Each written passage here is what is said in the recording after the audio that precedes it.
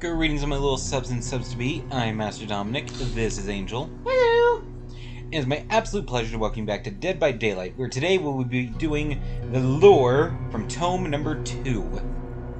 So, Angel will be doing the channel shoutouts, while I go ahead and dive on into the lore. Did you hear that, sweet? Okay.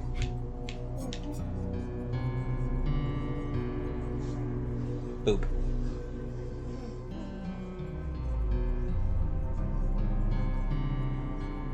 Sweetie.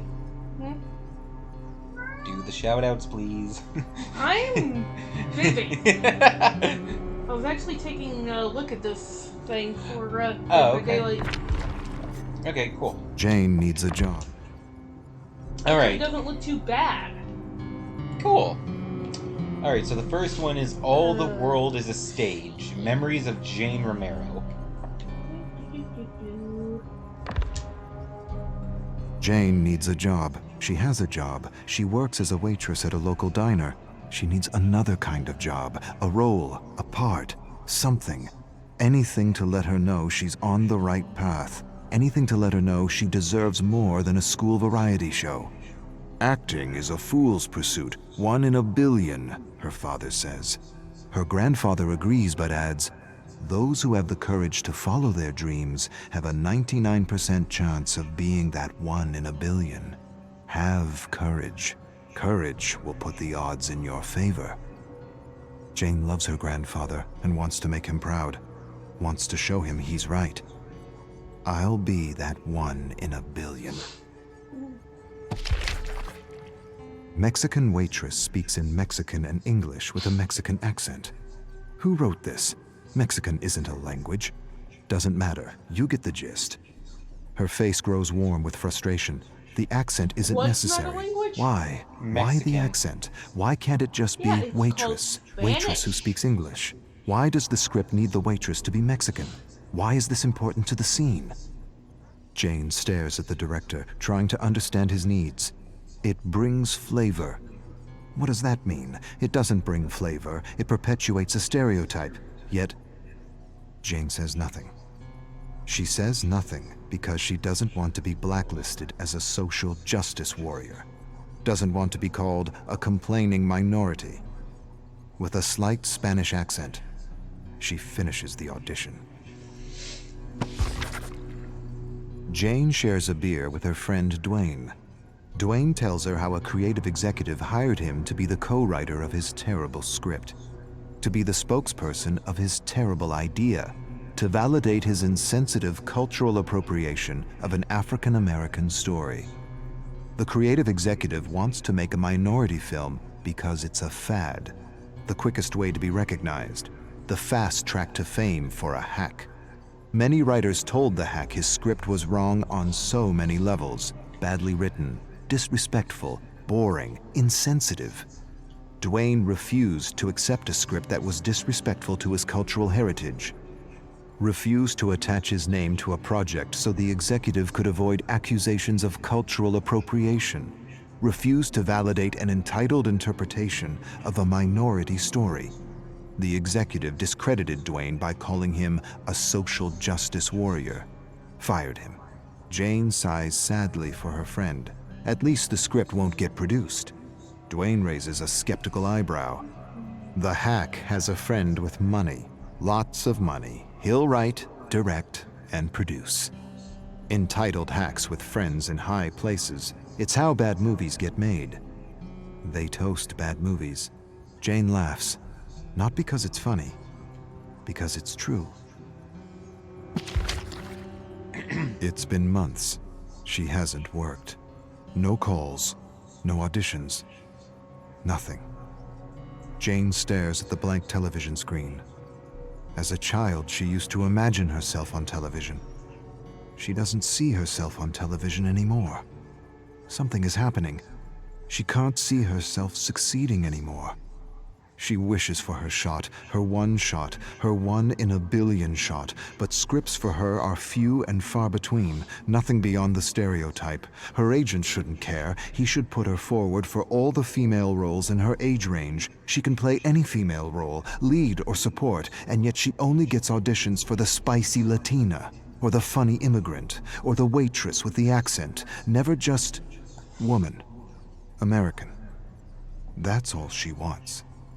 She stares at the snowy television, tries to visualize herself as the star of a show, but can't. The phone rings. Her agent, an audition, a major part in a play, and it pays well. For a moment, just a moment, she feels like 1 in a billion. This isn't going to turn out well, I can already tell. Jane's cell What's phone not rings. happening? She freezes. Well, she was just thinking, of quitting because she wasn't getting anything. Then her agent calls in. It's like, oh yeah, you got this, big part in a major play. It pays really well. I'm feeling like this isn't going to turn out I was very gonna well. say, why do I sense a butt coming up? Well, let's see if the butt happens here on page 5. Jane's cell phone rings. She freezes on the sidewalk.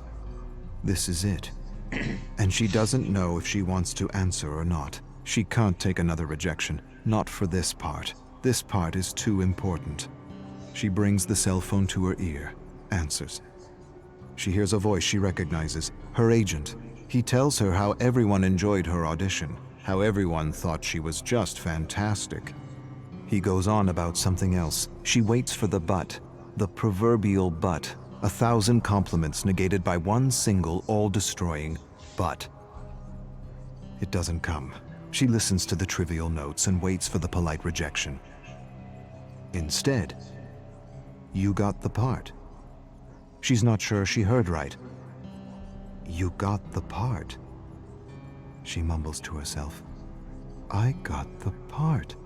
Her face grows numb with disbelief. She screams. Strangers turn to face her.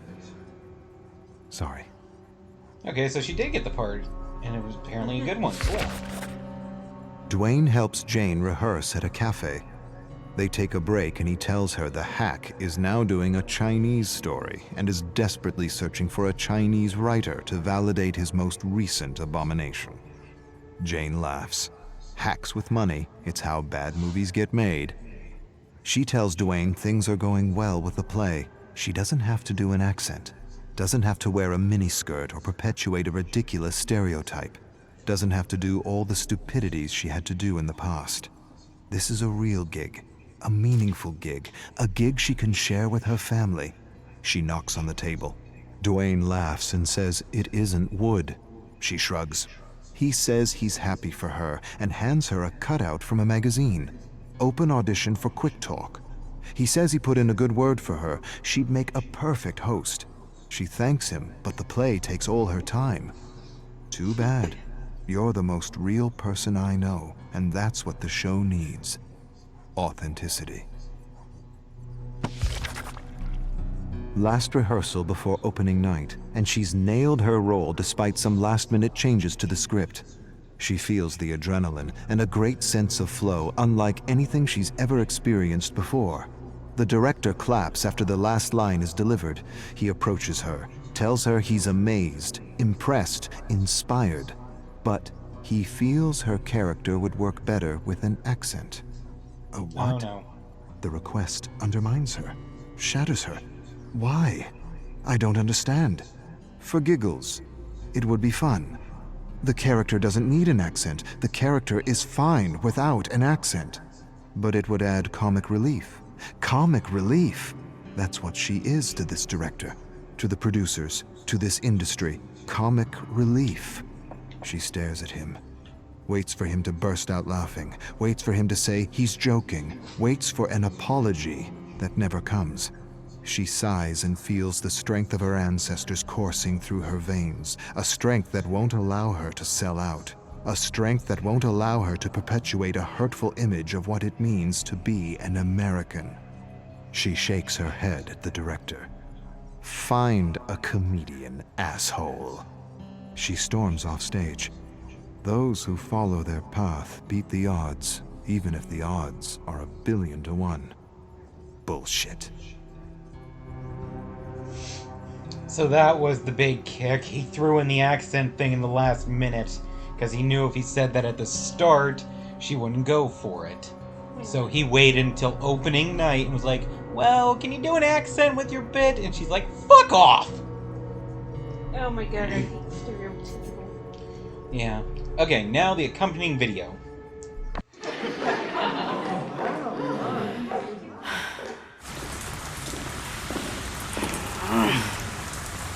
Her storming out from the club.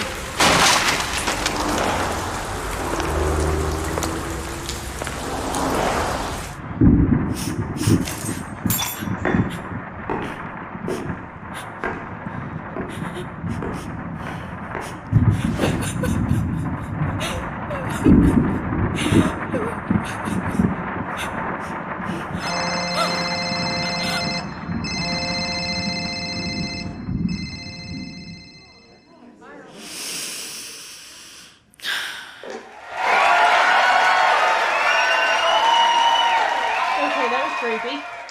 Oh, okay, I get what happened. A friend of hers suggested that she try out to be the host of a television talk show because they needed like somebody that was authentic in the industry, somebody that was real and not just playing a part. But she turned him down because she said she had to focus on the play. He must have called her right after she stormed out and, talked with him, and he was like, well, I did give you that thing for the show Quick Talk, and I can still put in that good word with the friend. And she was like, fucking do it! And she ended up becoming the host, like she wanted. Nice. So yeah, she got to have her dream of being on television. Hooray! Okay. So we did a video. Now we'll be going over and playing a match.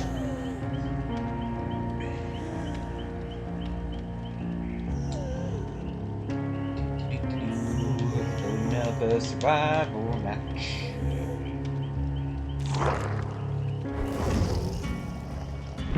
Okay, dailies. Escape and survive once with Kate. Huh? I thought you already did that. I'm pretty sure I did something similar the other day. Let's get rid of this one for the clown also. And it gets replaced by one for Legion.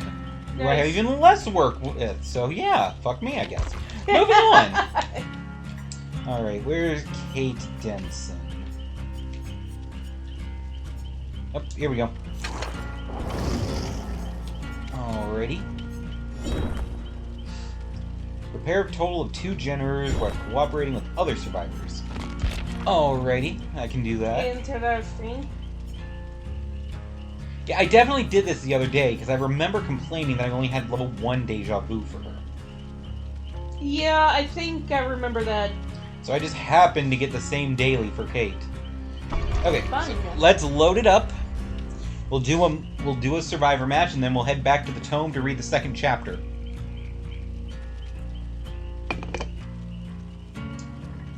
Hope everybody's doing good right now.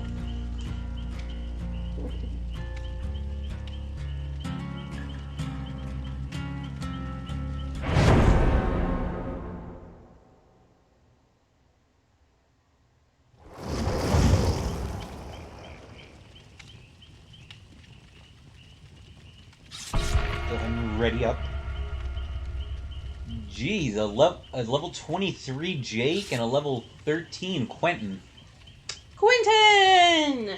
Yeah, where's Envy, right? No kidding.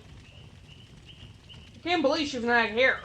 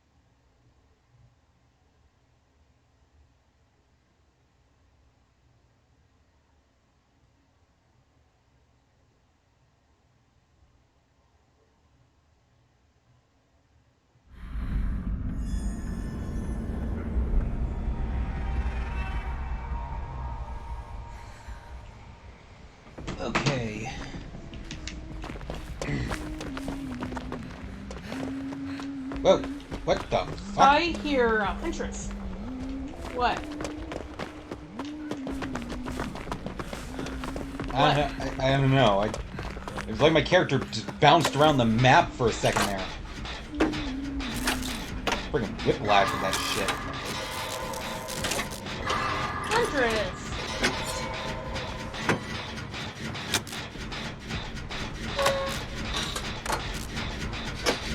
Bitch, keep working on the generator.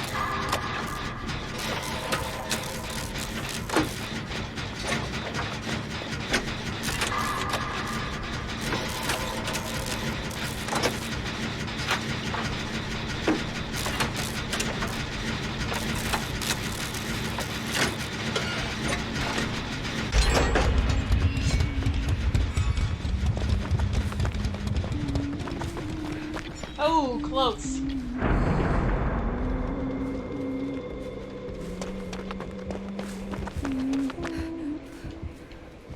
Where is she? Oh shit! Ashton Ansford. Somewhere? I don't fucking know. There she is. She must be using something that gives her, whatever it is that makes it so they're undetectable, that's it.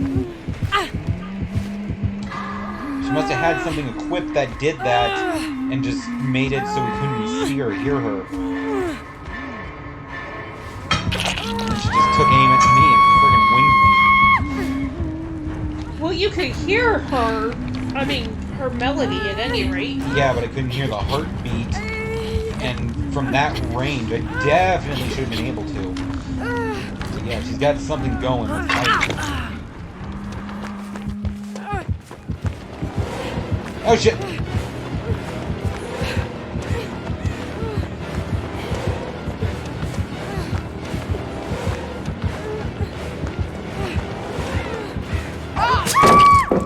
Damn it! She hit me just before I could drop the pallets. So it did the drop animation and then she got me when I was down. But...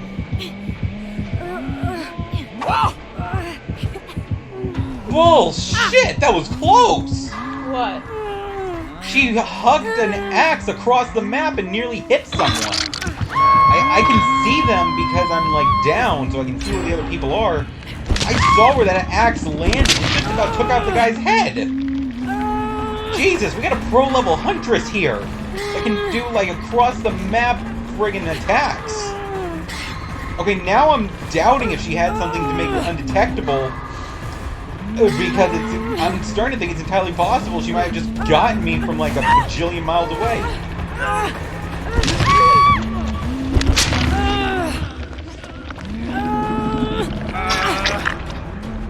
Fuck out of here!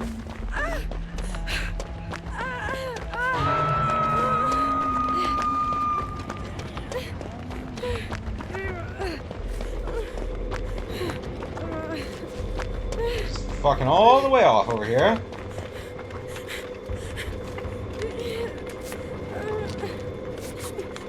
Holy crap! Do not lead her back here.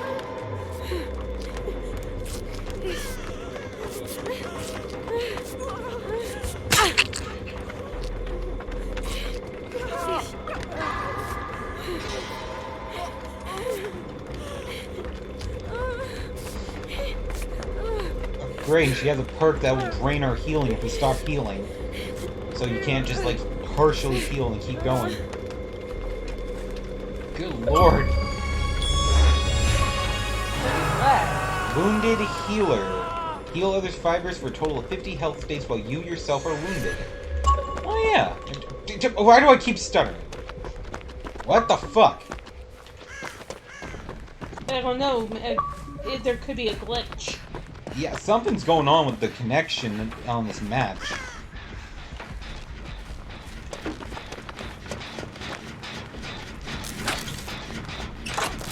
I'm not going to be surprised if we end up getting DC'd. Well, let's hope we don't. I'm hoping I don't, because I'm getting close to at least getting my Tome challenge done.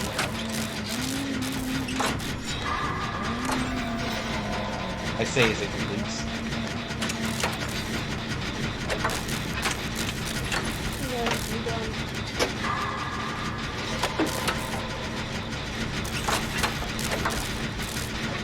Now I'm paranoid about this bitch sniping me from across the map.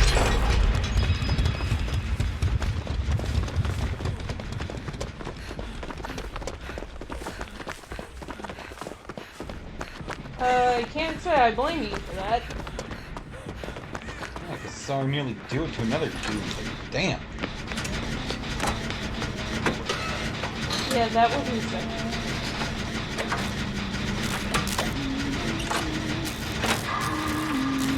Why is she always fucking everybody? Oh crap.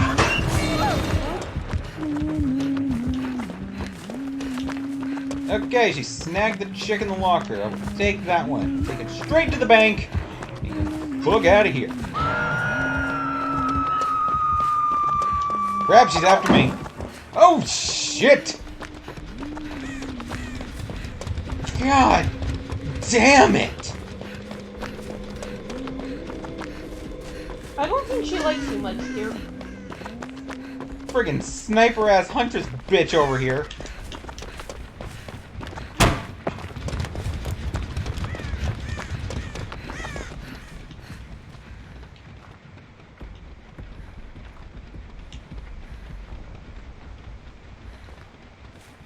Holy crap! Like a scene in a fucking movie. You're just going along, suddenly just a hatchet swings by your head and plants itself in the door of the car next to you, and you're like, holy shit! Yeah, didn't I see that in the movie once? Right? God damn.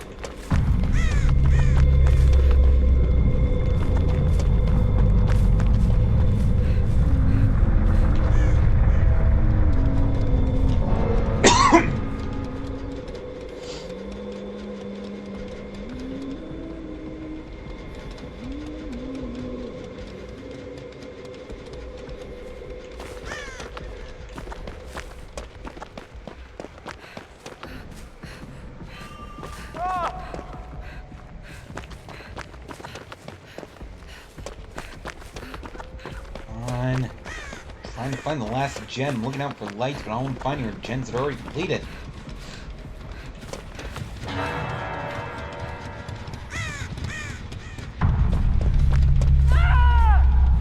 God, and she just took out another oh, God. He's down the third person. 2 dead, 1 going on the hook, and I'm already at level 2. You're screwed. You might have some issues here. Yeah, no kidding. I mean, not that I mean judgmental, I'm just saying.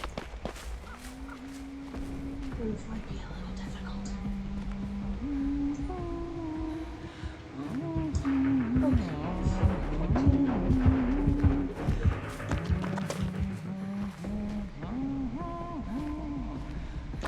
God, I saw her over there.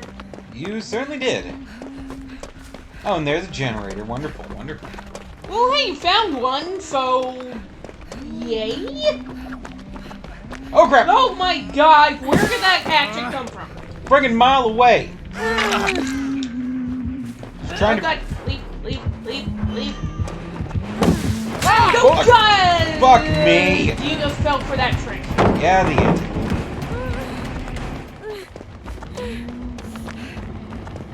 Might be a bit of an issue.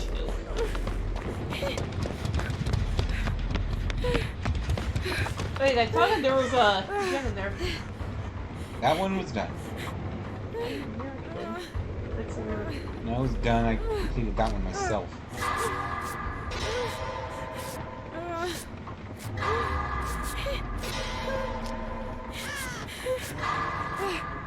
I'm surprised she hasn't gotten the totem yet. Might not give a fuck, considering 2 of us are dead and the other 2 are on death hook. Kinda doesn't matter. Yeah, it would have mattered, but that, again, to me would have been extra blood points, so...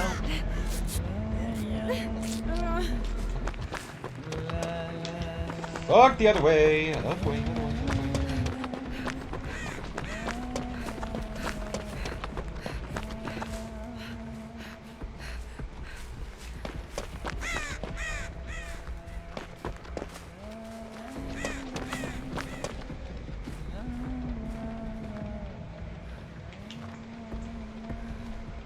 She'll be patrolling the last 3 gens.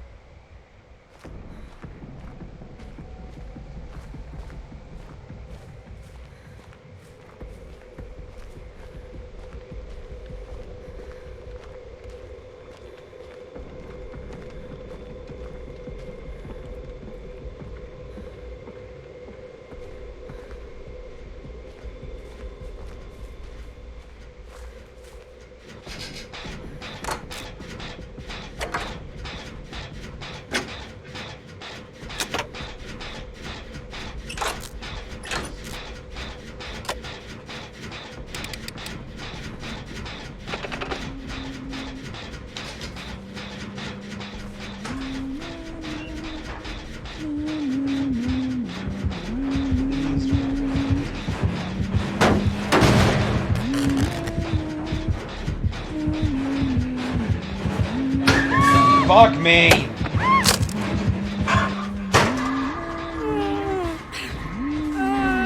Corner or something? No!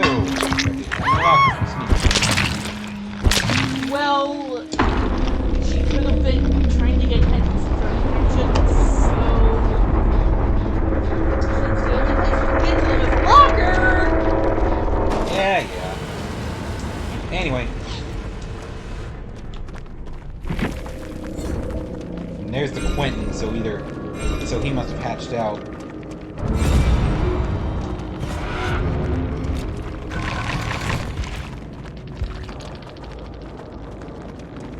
Geez, she was only a Prestige 1 Huntress?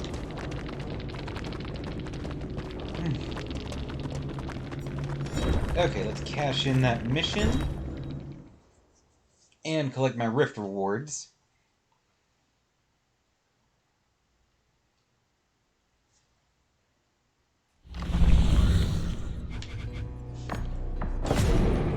Well, at least you got that Tome mission done, though. Yeah, so let's see. Cleanse totems, earn benevolent emblems. Smack the killer with a pallet twice. I'll do the cleanse totem one. And I'll just take what I can get on that one. I see lots of totems as I play, so I think we'll be okay.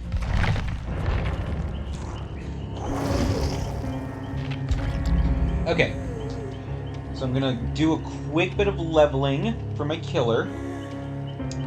And then we'll do the next chapter in Tome 2.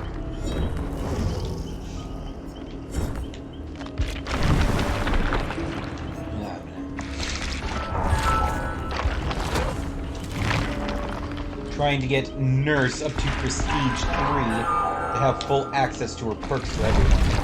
Yes, that would be very good. 40.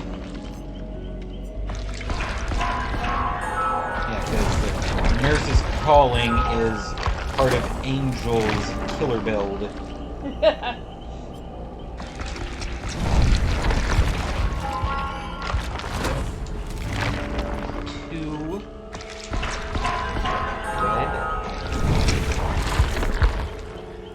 Alright. back to the archives. Oh, and I forgot to cash in for the rifts. Let's collect that while I'm here. Okay.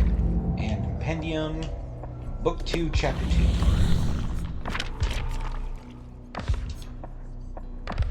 Alright, this is called the Manchester Mashup. Memories of David King. King scrunches his broken fist. Cheers and hollers from a drunk crowd echo through the alleyway. He stares at his fallen opponent. Bleeding face, busted nose, chipped teeth. He kicks him in the mouth to put the finishing touches on his handiwork. He never lost a fight. Not now. Not ever. Always bet on King. He glances over the crowd, spots Donnie, an old friend with a gambling problem. Not much of a problem if he continues to bet on me. King looks at his watch. He's late for a family meeting. King's father gives his mother hell for talking back for something he didn't quite understand. It's always the same crap. King grinds his teeth. Blood and warmth rush up his face. Every scrap, every single one he won because he saw his father's face on his opponent. He wants to lash out, to say something, anything. But to say something is to be cut off. But this time he's not thinking straight, or maybe he is. His father raises a hand to strike his mother. It happens faster than the thought to perceive it. One moment he snatches his father's arm, the next he's beating him black and blue for years of accumulated shit. He walks away while his mother tries to help his father up. You're out. Never show your face here again, ungrateful bastard. Get out. He never really had friends. Not real ones, anyway. He had an entourage. A group of sods enjoying the high life with his credit card. Now he has no one. Not a single bloody friend to help him out. He had friends once upon a time in school, but that was long ago. He needs money. But money doesn't grow on trees, and no one wants to challenge him, not after what he did to his last opponent. He needs a job. His accounts are near empty, and his old careless spending habits are hard to break. He meets with Tommy. Tommy has no room for him in his apartment. Wishes he did, but he doesn't. Mick wants to help, but his old lady won't let him. Same with Bill. And Harry, his ex has moved on, and she doesn't want to see his face. Something about being a shithead. He can't live in a hotel room forever. It drains the account. He remembers a face he recently spotted in a crowd at his last scrap. They were friends since they were toddlers. He was a genuine friend, even if they went separate ways. King looks him up. Castle Drive.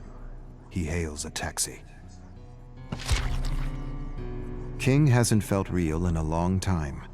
He sits in Donnie's apartment drinking old ale, realizing how much he misses genuine heart-to-hearts. Donnie was his friend before he realized he came from money. The rich aren't really rich. He's not sure why he thinks this or what it means. It's just a random thought. The ale talking, as it were.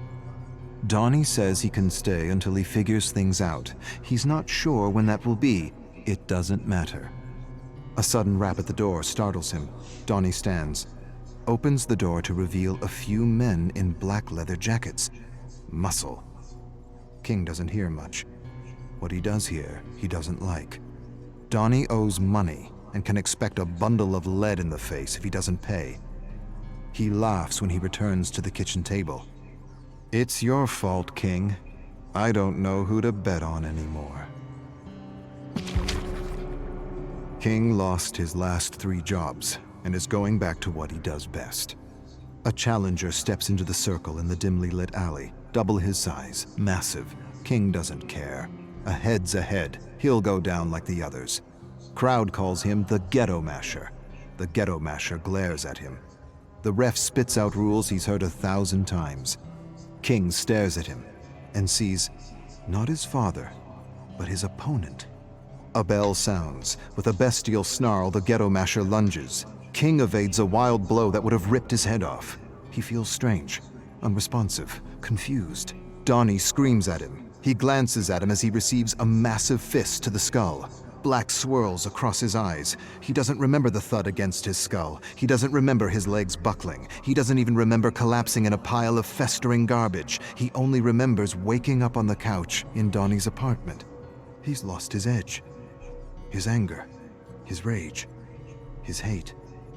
Was that all he was? Donnie's asking if he's okay, and he's not sure. Am I okay? Will I be better? I don't know. Was it just a fluke? A lucky shot? Happens to the best. I feel wrecked. I am wrecked. Donnie bet the last of his cash on him. King's getting the hang of working behind a bar. Donnie sips a beer and tells him he needs to find another reason to fight. King tells Donnie he needs to get home before the beer he's drinking turns to piss, before he gets in trouble. Too late. King spots two men. They approach Donnie, grab him, usher him into the basement. Not a good sign. King rushes to help, but his manager yells at him to stay behind the bar. Screw it. He leaps over the bar and rushes to the basement where he finds Donnie being beaten by Ghetto Masher and Uncle Brass watching in his chair. King doesn't hesitate. He tackles him. They exchange deadly blows. Ghetto Masher can hardly keep up. Uncle Brass sends others after King. Doesn't matter. King's a whirlwind of destruction. He cracks Ghetto's knees and thrusts his thumbs into his eye sockets. An eyeball pops out, still attached to a series of nerves. Cries of terror. Ghetto Masher cups his eyeball, screaming for medical help, staggers and slams against the wall as more ruffians attack. Stop! Uncle Brass stands and approaches. It's well within my power to rip your fucking head off for what you did to my boys. King staggers to his feet. Not a bloody joke, am I? His debt is paid if you work for me. He straightens up and brushes his jacket, smiles. Always bet on King. Jesus. Never knew he had, like, that in him. See the video.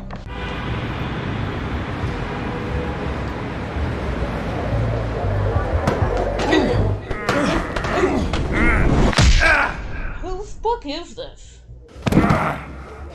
What the hell?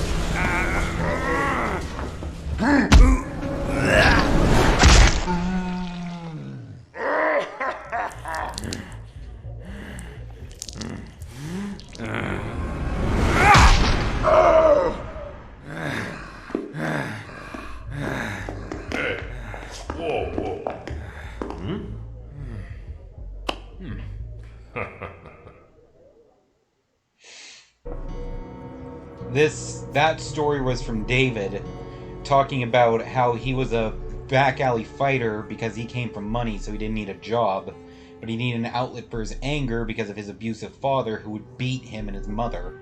David King? Yes. Okay. David got kicked out of the house when he finally snapped and beat the living shit out of his dad for being an abusive asshole.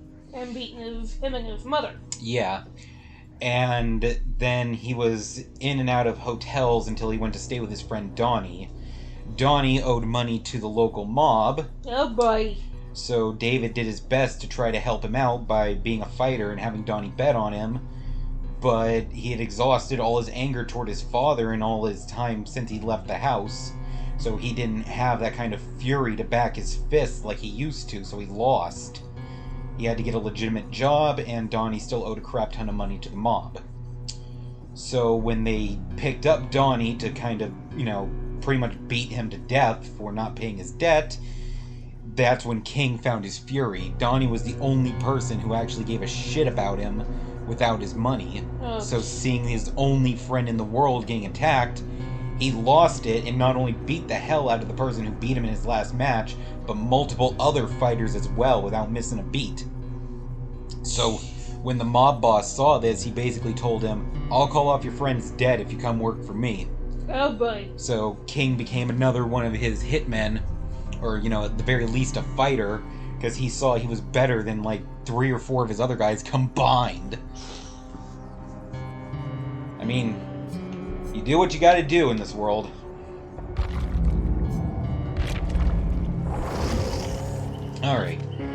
Alright, let's do a killer match now, since that's the one getting the blood points. Oh, fun. been a long-ass time since I played Killer, so I don't know how well I'm going to do. I'm not going to be on Angel's level. I'm sure of that. Would you like me to play Killer, dear? No, you're not feeling well. That's why you skipped your stream. I can handle it. Uh-huh. Yeah, let me just... If I'm doing Killer stuff, I'm going to boop over to Tome 15 to knock one of those out. So let's Well, that's see. called Scully. Not the second chapter. It has more generic things. Oh, okay. Commune with a blue glyph.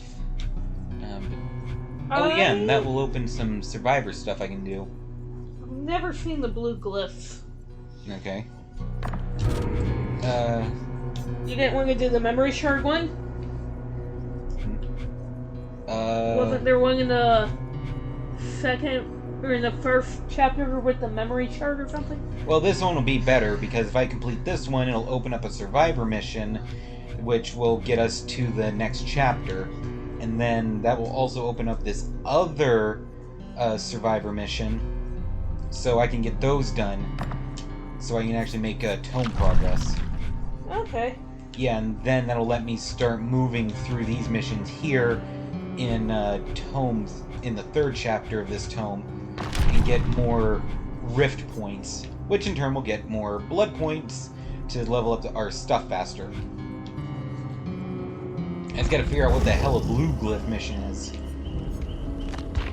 I'll have to look that up real quick. Okay, let's see. Let's go with Dredge. And he already has your killer build on him. Yep. Let's see. Lightborn, Shattered Hope, Septic Touch, and Nurse's Calling. It's not quite right, I know. Let's see, it's supposed to be Lightborn. Then I need, is it Awakened Awareness? Hmm? From Wesker. Awakened Awareness, I believe it's called. Okay, then I got Nurse's Calling. And then your fourth one is usually Iron Grasp. Yes. Yeah, Awakened Awareness allows you to see the aura of other survivors in your terror radius when you're carrying a survivor. Okay. So if someone is trying to sabotage a hook, or trying to body block you when you're heading towards a hook, you can see them. Yeah.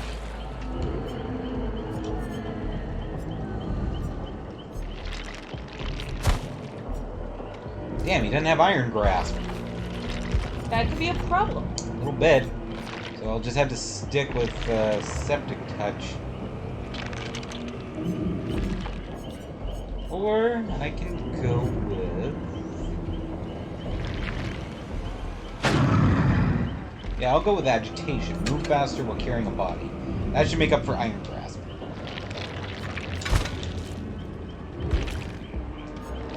And let's go ahead and hook up a Reap to increase blood points. Alright, and... Did I not select the challenge? What the hell? What? Could have swore I selected the... Oh, that is a survivor mission. That's a survivor-specific mission? God damn it, I wish I had known that. Okay. And why does it say, like, there's a killer mission on there? Deadly Pursuit? Yeah, it's from Tome 3. I goofed up. Okay.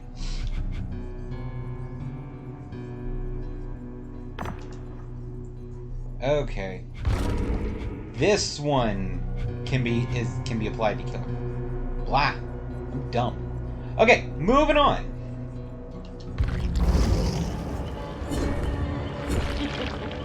Okay. So let me look up what a red glyph mission is.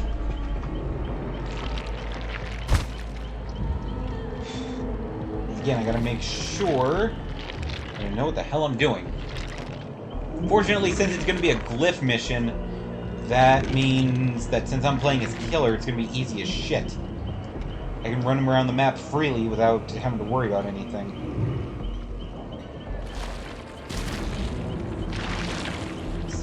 red glyph, Dead by Daylight.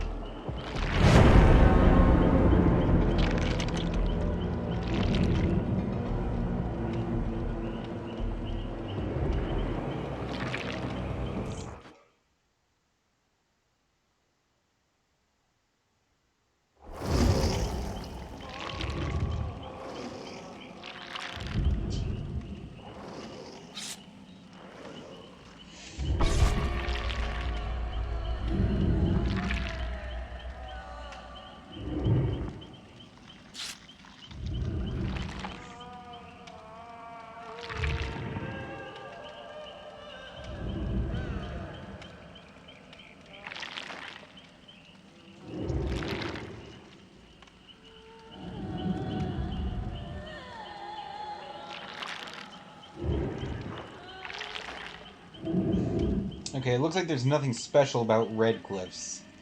One appears per trial, and I just gotta hunt it down and snag it. So I'm gonna be running around randomly for a while so I can grab one. Sometimes they appear more along the edges of the map. I've noticed that. So I don't know exactly what that means. It means just run around the freaking edge of the thing, and then if I can't find it doing that, run around all the hallways. Assuming this is going to be a place with hallways.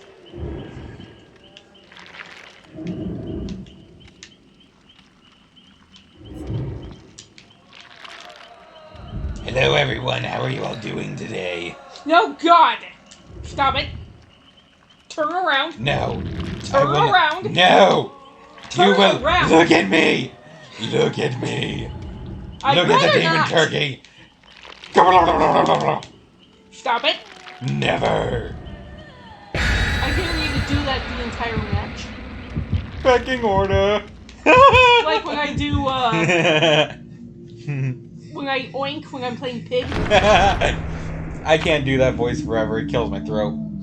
I was having fun with gobbling, you dork. that. Jesus Christ. Yes, get me a turkey mask for when I play as Dredge. Okay.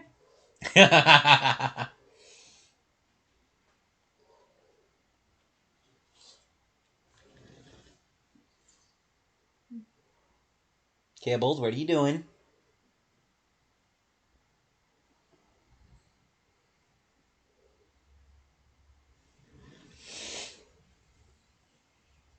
Goopy bunny.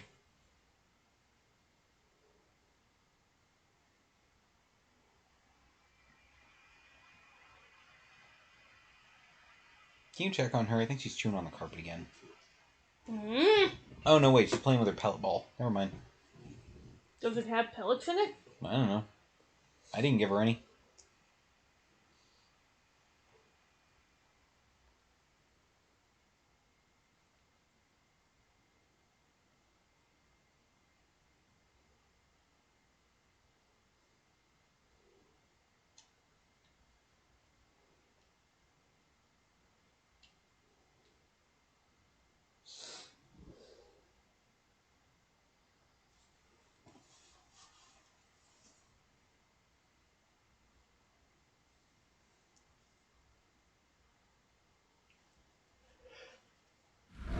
Oh my God, they actually have a doctor mask. Ah, that's cool.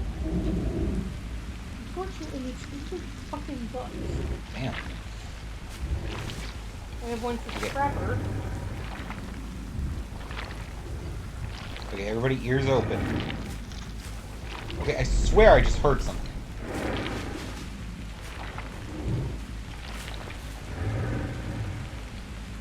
Or am I just hearing, like, the heavy-ass breathing of the Dredge? You could be hearing him. Okay.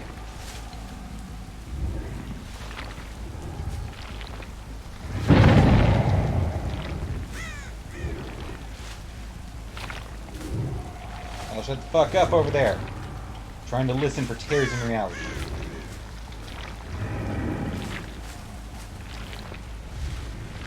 Someone made an Oni mask inspired by Dead by Daylight, and somebody is selling it for $245.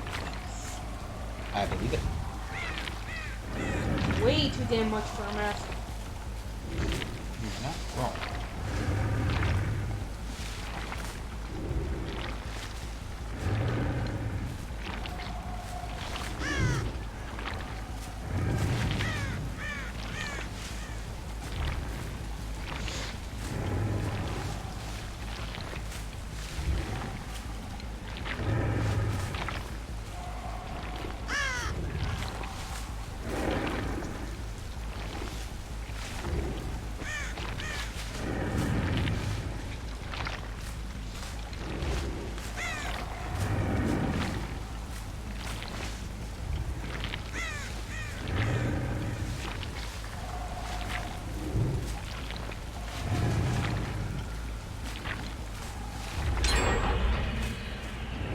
I was just saying, it was way too quiet on your map.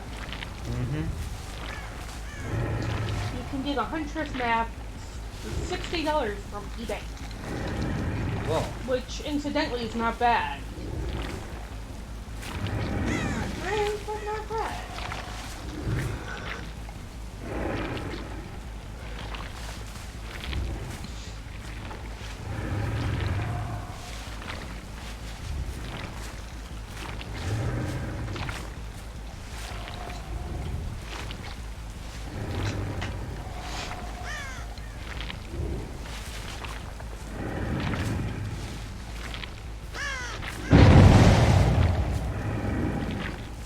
okay, I've done a full loop around the map and haven't found it.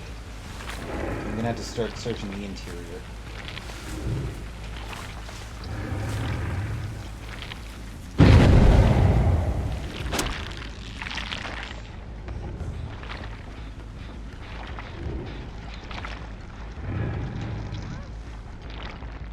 Did I just kill somebody in the murder basement? Thought I heard something.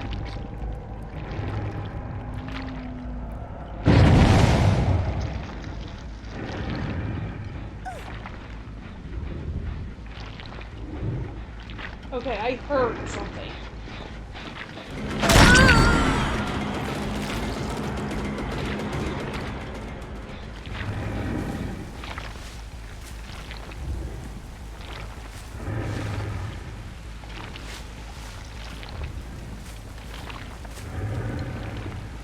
I thought I heard something.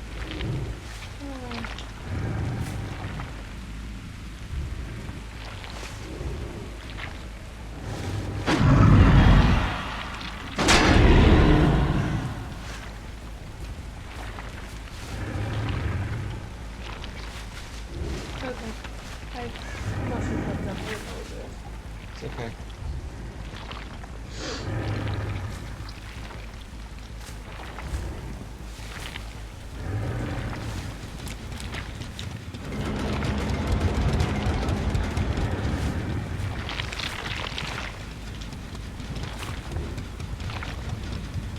Yeah, that time I definitely heard something that didn't seem like it came from you.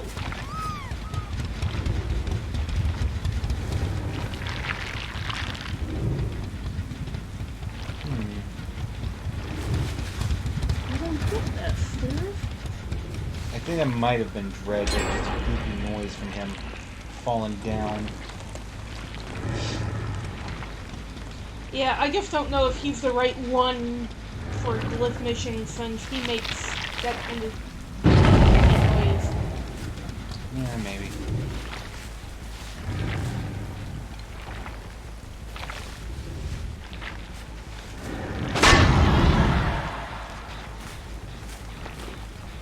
Seriously, what the shit? This is weird. Normally, I find the thing within like a minute or two.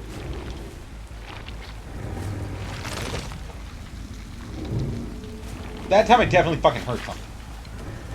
Yeah, that time I hurt. There!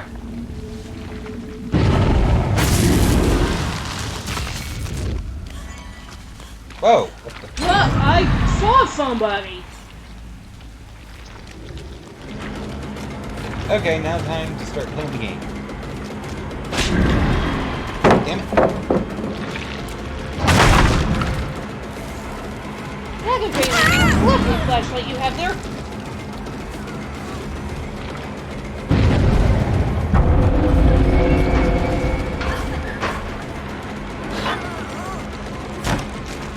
Okay, I heard somebody fucking...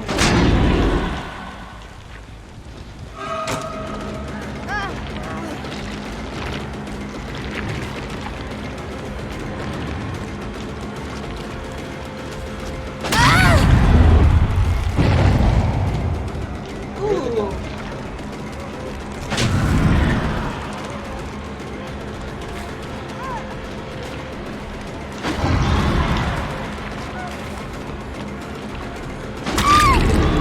There we Nice. go. See, y'all should have just done your work while you had the chance. Stick around. This is your fault. Well, they've been doing gens. In the time it took me to find that, they should have been able to finish all the gens and get out of here. They were clearly just screwing around for part of this because they... Backward. I thought I saw somebody hiding back there. No, you seem like a little charm on the hooks. I thought that too.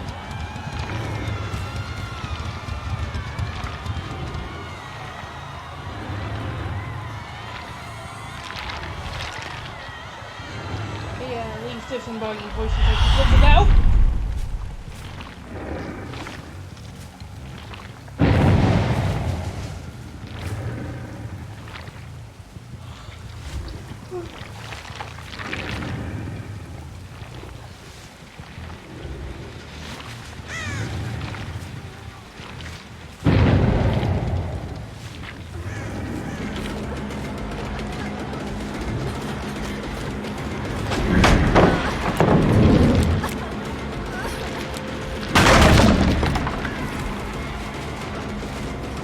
Nice try there, bitch.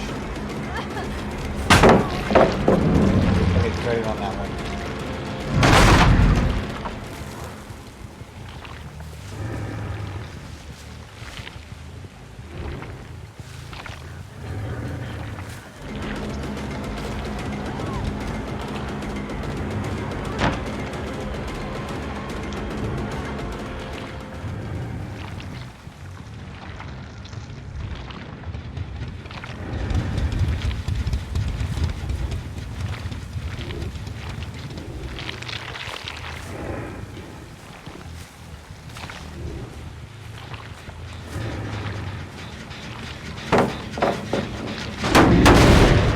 Hey, way to give yourself away, asshat.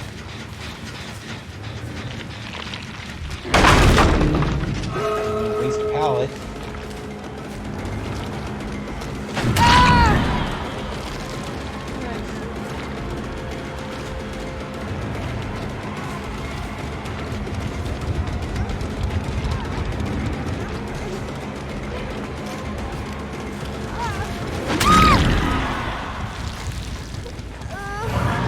Where do you think you're going, bitch?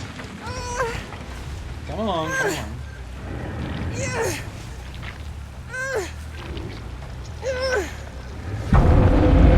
Yep, you go.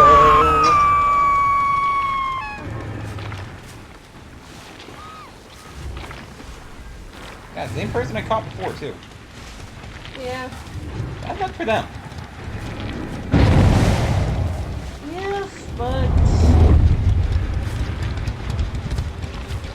Okay, and that door hadn't been touched.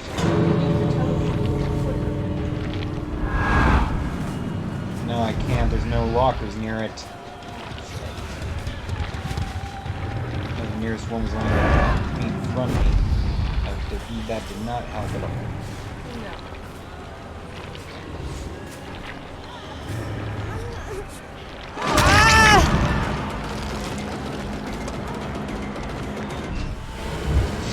No. Okay, so I lost that one like hell, only because that stupid glyph was so hard to find.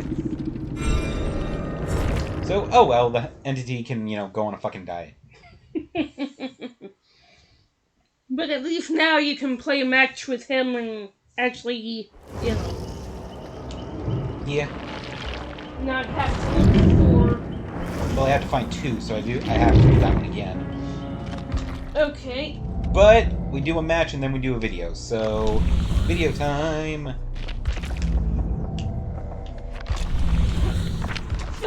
Mike, I suggest not using drugs that time.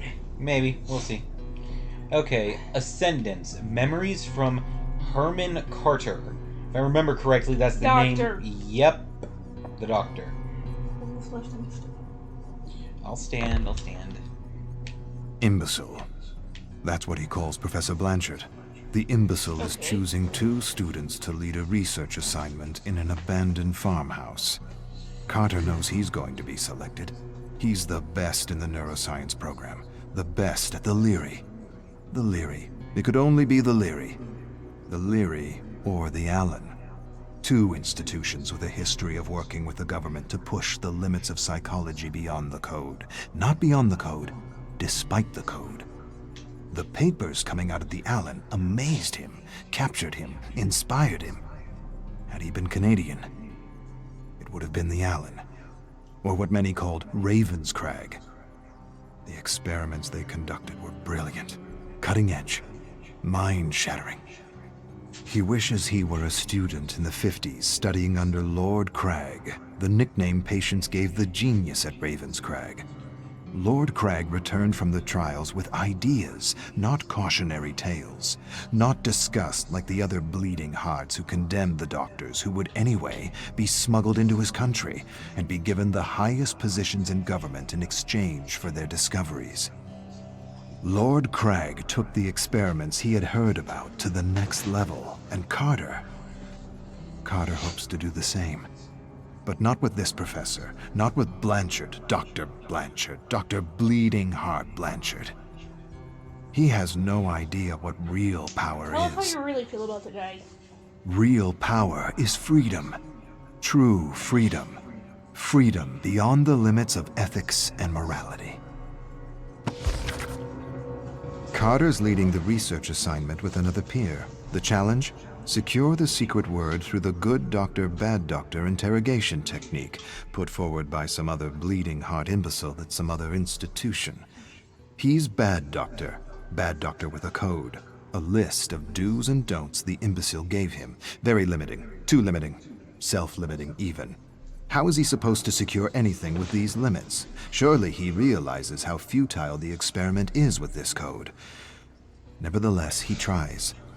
He shouts at a fellow student sitting across the table from him. Shouts, big deal. Tell me or I'll shout again. The student doesn't take him seriously. He's play-acting fear. It's all make-believe for him. I should smash his skull and yank the secret word out of his substandard mediocre brain. Second day and nothing. Carter's frustrated, really frustrated. At least they're tied up, all 7 of them, but it's still not enough. They need to take the interrogation to the next level, deprive them of food and water. They'll talk. When their cells begin to self-cannibalize, they'll talk. Better yet, he wants to deprive them of sleep. Sleep deprivation. Removes masks, lowers guards, makes prisoners talk for the promise of a few minutes of sleep. The 7 prisoners stare at him. They know they're safe. He can see it in their eyes. Limits. No one got anywhere respecting limits. He despises his colleague, Good Doctor. He'd have the secret by now had he been working alone and without a code. Ridiculous limits. Skinner knew better. Put his own kid in some kind of a box for years just to see what it would do. Huxley worked for the Secret Service and wrote Truths as Lies in Brave New World. War of the Worlds was another great test in mass propaganda.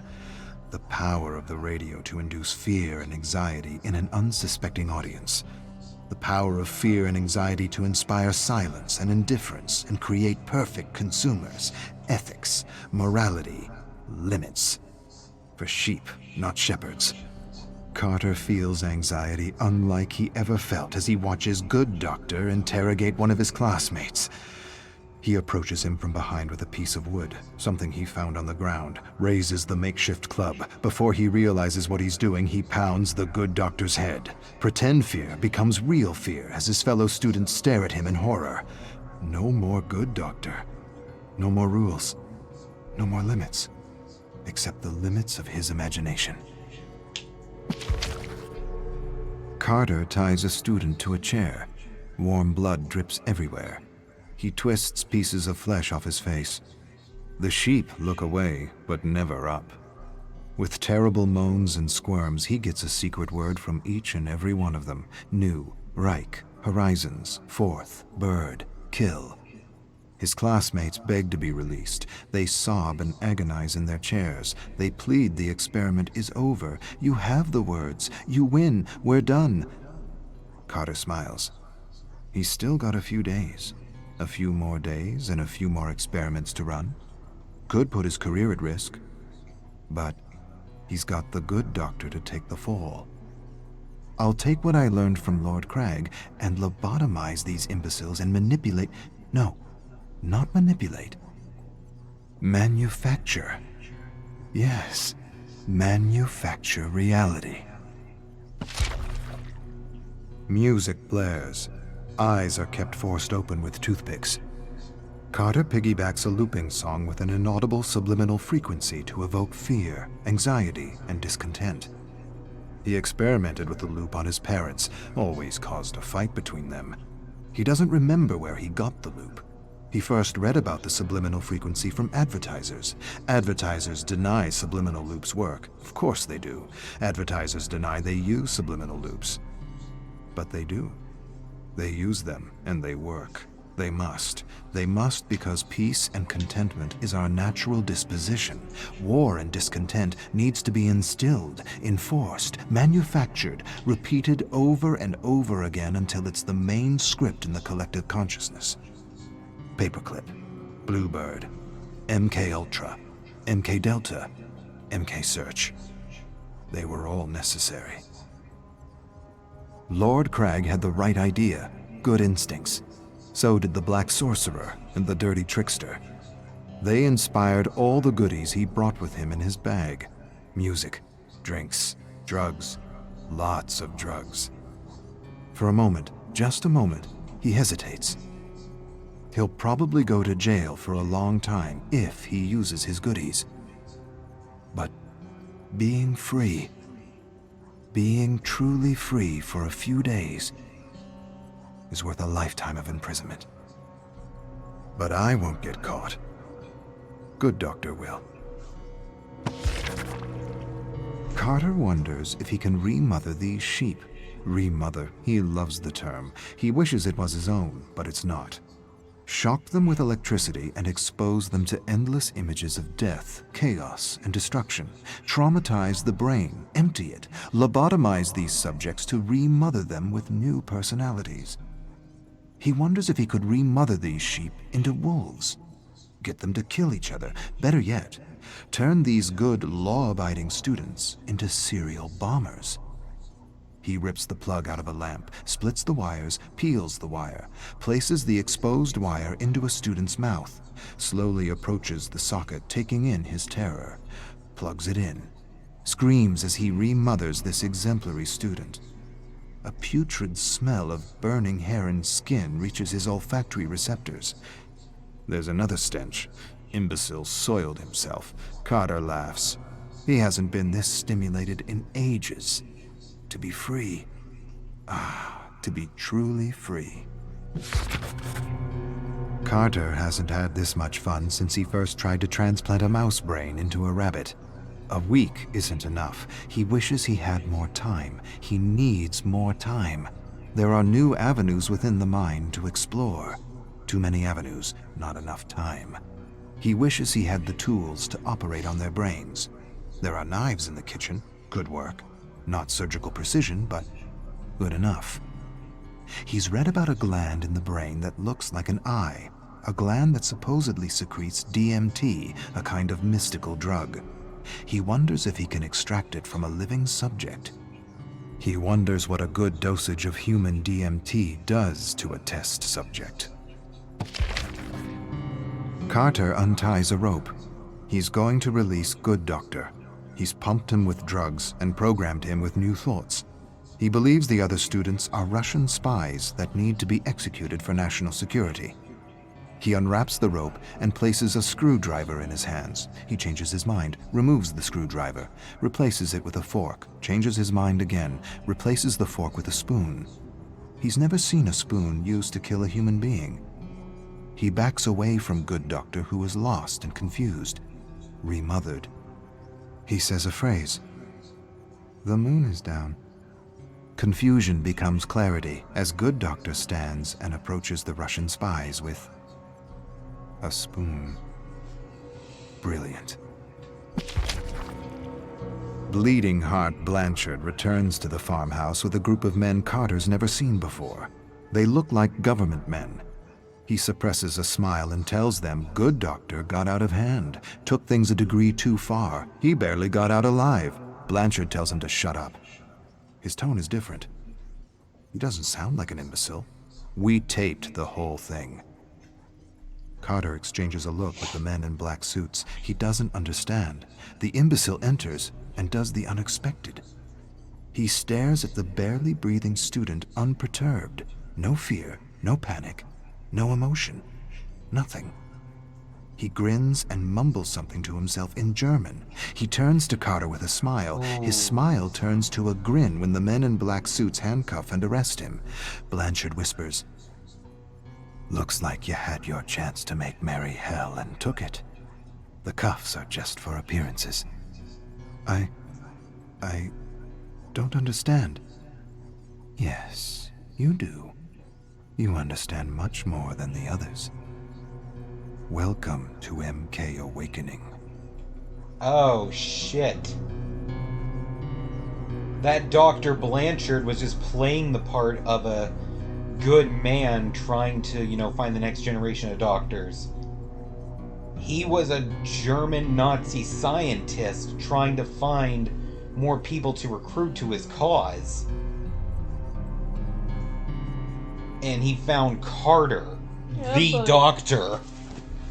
Oh boy. So after seeing Herman go crazy and do experiments on the 7 students and his fellow doctor for a week, he pretended to have him arrested, for the sake of publicity in the newspapers. And that's probably where he got recruited to be a government, interrogation man. Let's watch the video. Oh, God. Oh, Jesus. Hey! Huh?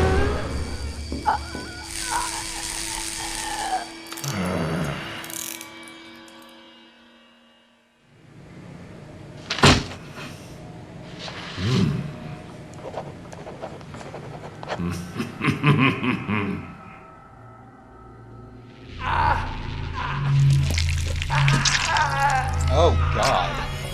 Ugh. God, he's got his skin open to expose his muscles and he's attaching Oh, God, He's got his chest cavity open with his heartbeat. He's awake. He is awake for this. Oh, my Lord. That drove to the eyeball.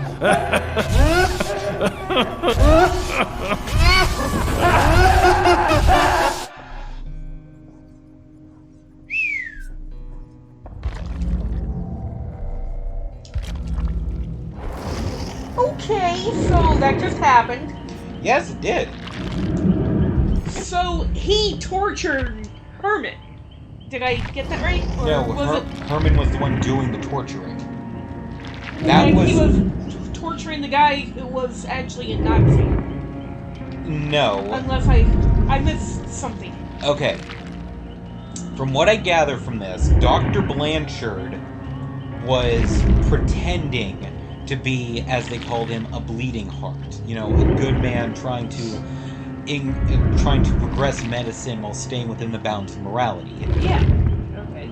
Their job when they were at that farmhouse was to interrogate the 7 students to get the code words from them by the time Blanchard returned in a week.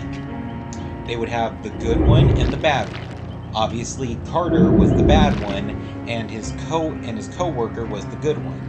After like 2 or 3 days, they made no progress, so Carter just beat the living hell out of his partner, so that way he could just do as he pleased without anybody restricting him. At which point he tortured the 7 students for, just however long he needed to get the words. And then he got them in less than a day, and from there progressed to just experimenting on them for fun. What he didn't know was there were cameras hidden all throughout the farmhouse that caught all of this. And Blanchard, when he arrived to pick him up, had him, quote-unquote arrested, but as he was, looking over the things Carter did, it said that he was smiling and he mumbled something in German.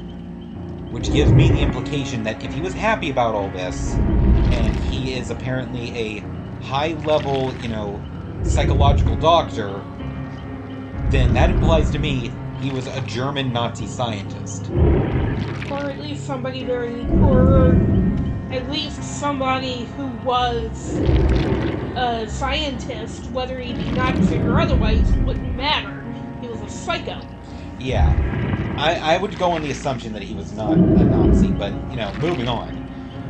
And so, after having Herman Fake arrested, he signed him on into a program called MK Awakening, which was the government interrogation program, where he would just do whatever he wanted to get information out of spies from other countries, which we saw examples of right there, of Herman opening up parts of the guy's body while he was conscious, keeping them stuck open with pins and ropes, attaching electrodes to the exposed muscles, bones, organs, and even the guy's eyeballs, and shocking the shit out of him from head to toe. That was horrifying. Right? Yeah, and that last little bit where it showed him, flashing between himself and the doctor was, just a look at what he would become eventually. God damn, that was creepy. Okay. Alright, go ahead and boot up the next match. And I'm gonna do Dredge again. I like Dredge. He's fun.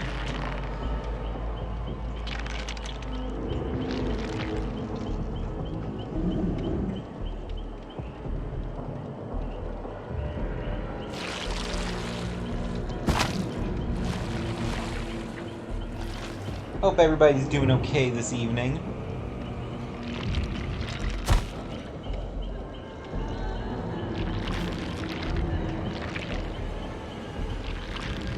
Always fun to hang out with everyone on stream.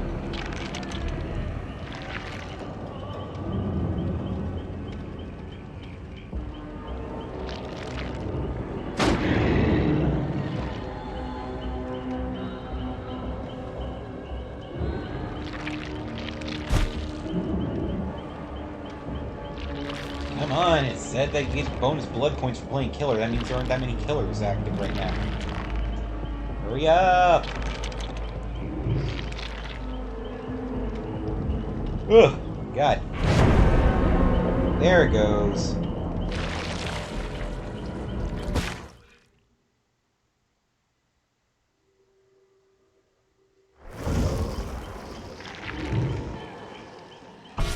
Ready up? Well, at least you didn't do the whole spin around thing. That's creepy. Ugh.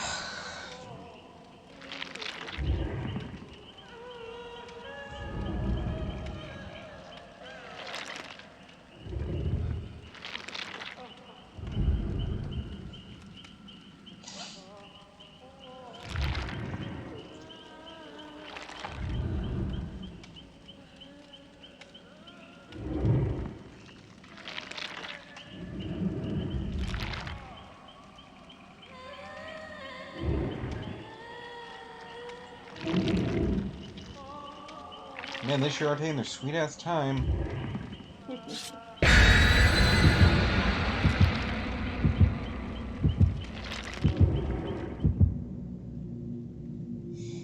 Yeah, sometimes they do that.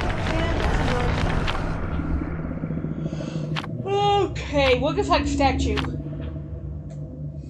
I believe that increases luck for all survivors. Oh, fun.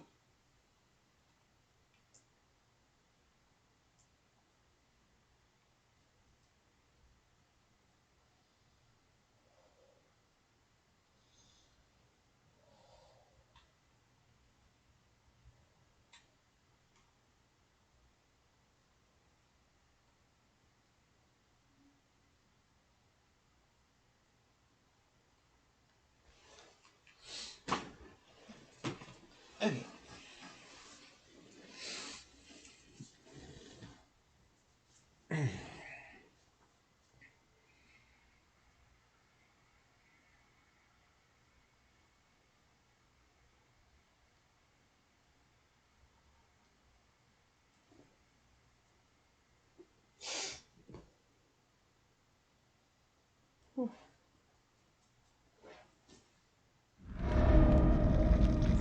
Rancid Abattoir. Alright. Okay. Alright, let's start patrolling. See if we can find that glitch. And there it is. See? Why did I find that one in 10 seconds, but the other one took me for fucking ever? The other one didn't like you, it was scared. Well, I had reason to be scared after pissing me off so much.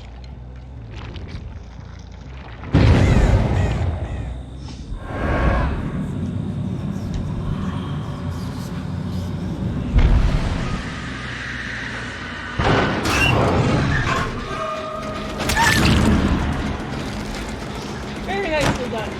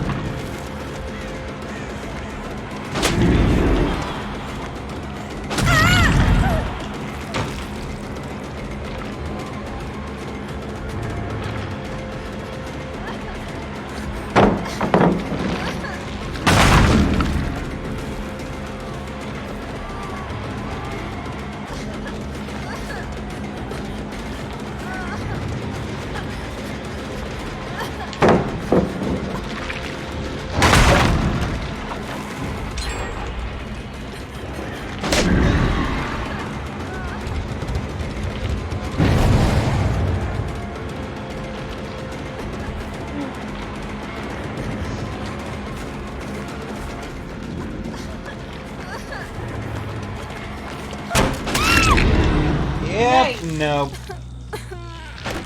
Lunge attack, bitch. Come along now.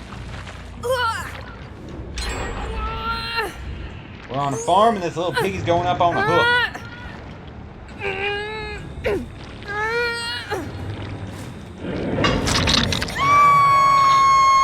That's it, squeal for me, piggy. Oh my god. Yeah, these guys are good.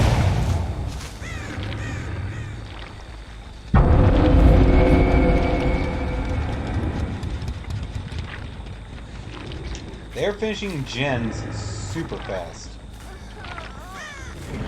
Although for some reason, it's heal.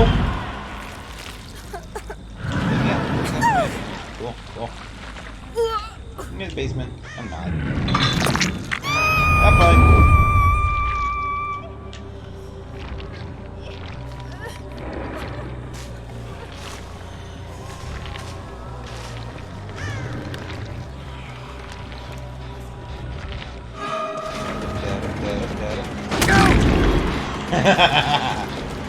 Yes, let's just walk.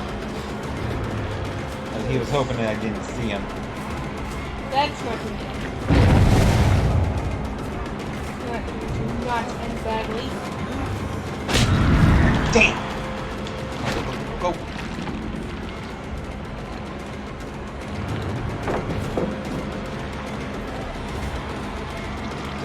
That one.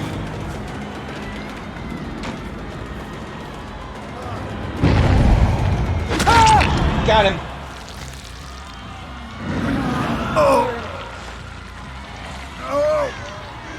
Hey! Another little piggy full of hoof. Up it goes. Gone by daylight. Yes. That is right, Win. I'm in the seat today. We're doing a lore episode, so I usually take lead on that one. And I'm just bouncing back and forth between Survivor and Killer.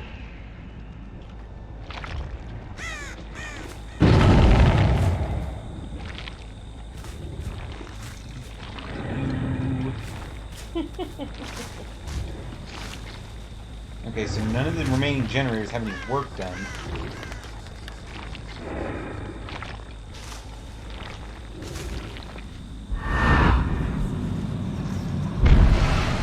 God, I'm hitting the wrong button. It's too long since I did this.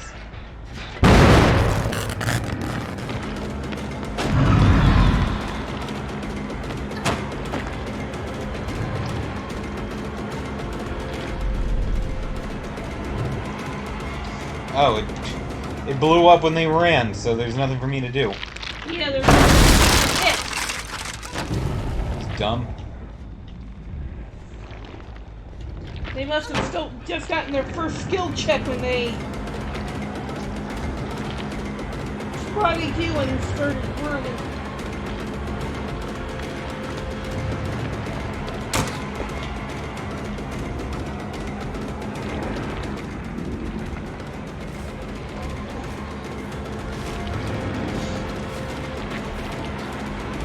Yeager. Trying. Damn it.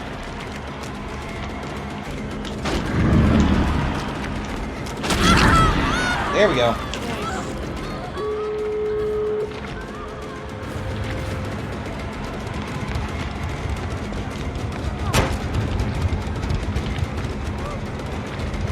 Yeah, that loop right there is kind of bullshit. Yeah, a little bit. Where are the two doors? Fuck if I know. There's one. Okay.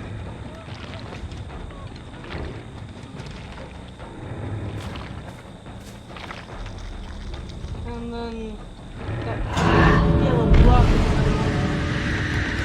Alright, so I have to do this a little bit.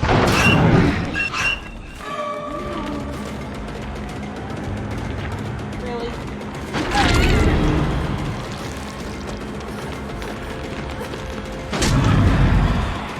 Bitch. Well, at least you didn't sit there and try to, run you over.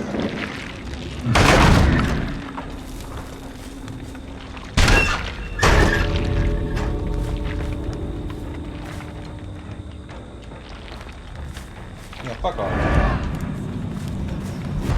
Why are there no lockers actually near the fucking exits? Christ. Let's give Dredge an actually good power, and it's like, nah. Go fuck yourself.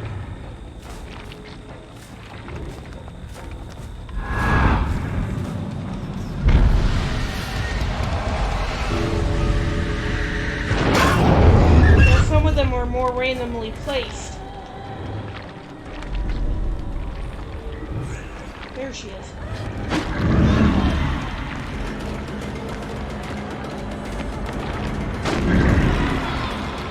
Ugh. Being a bunch of trolling bitches. I'm not even gonna stand here behind this tree.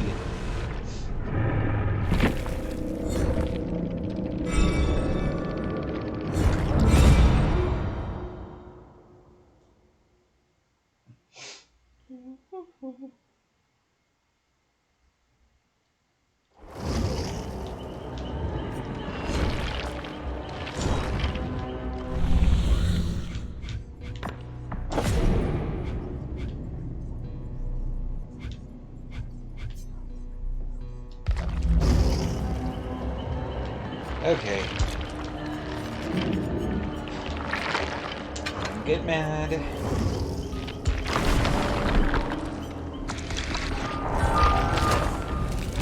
I digivolved. That's cool, Win. What are you playing?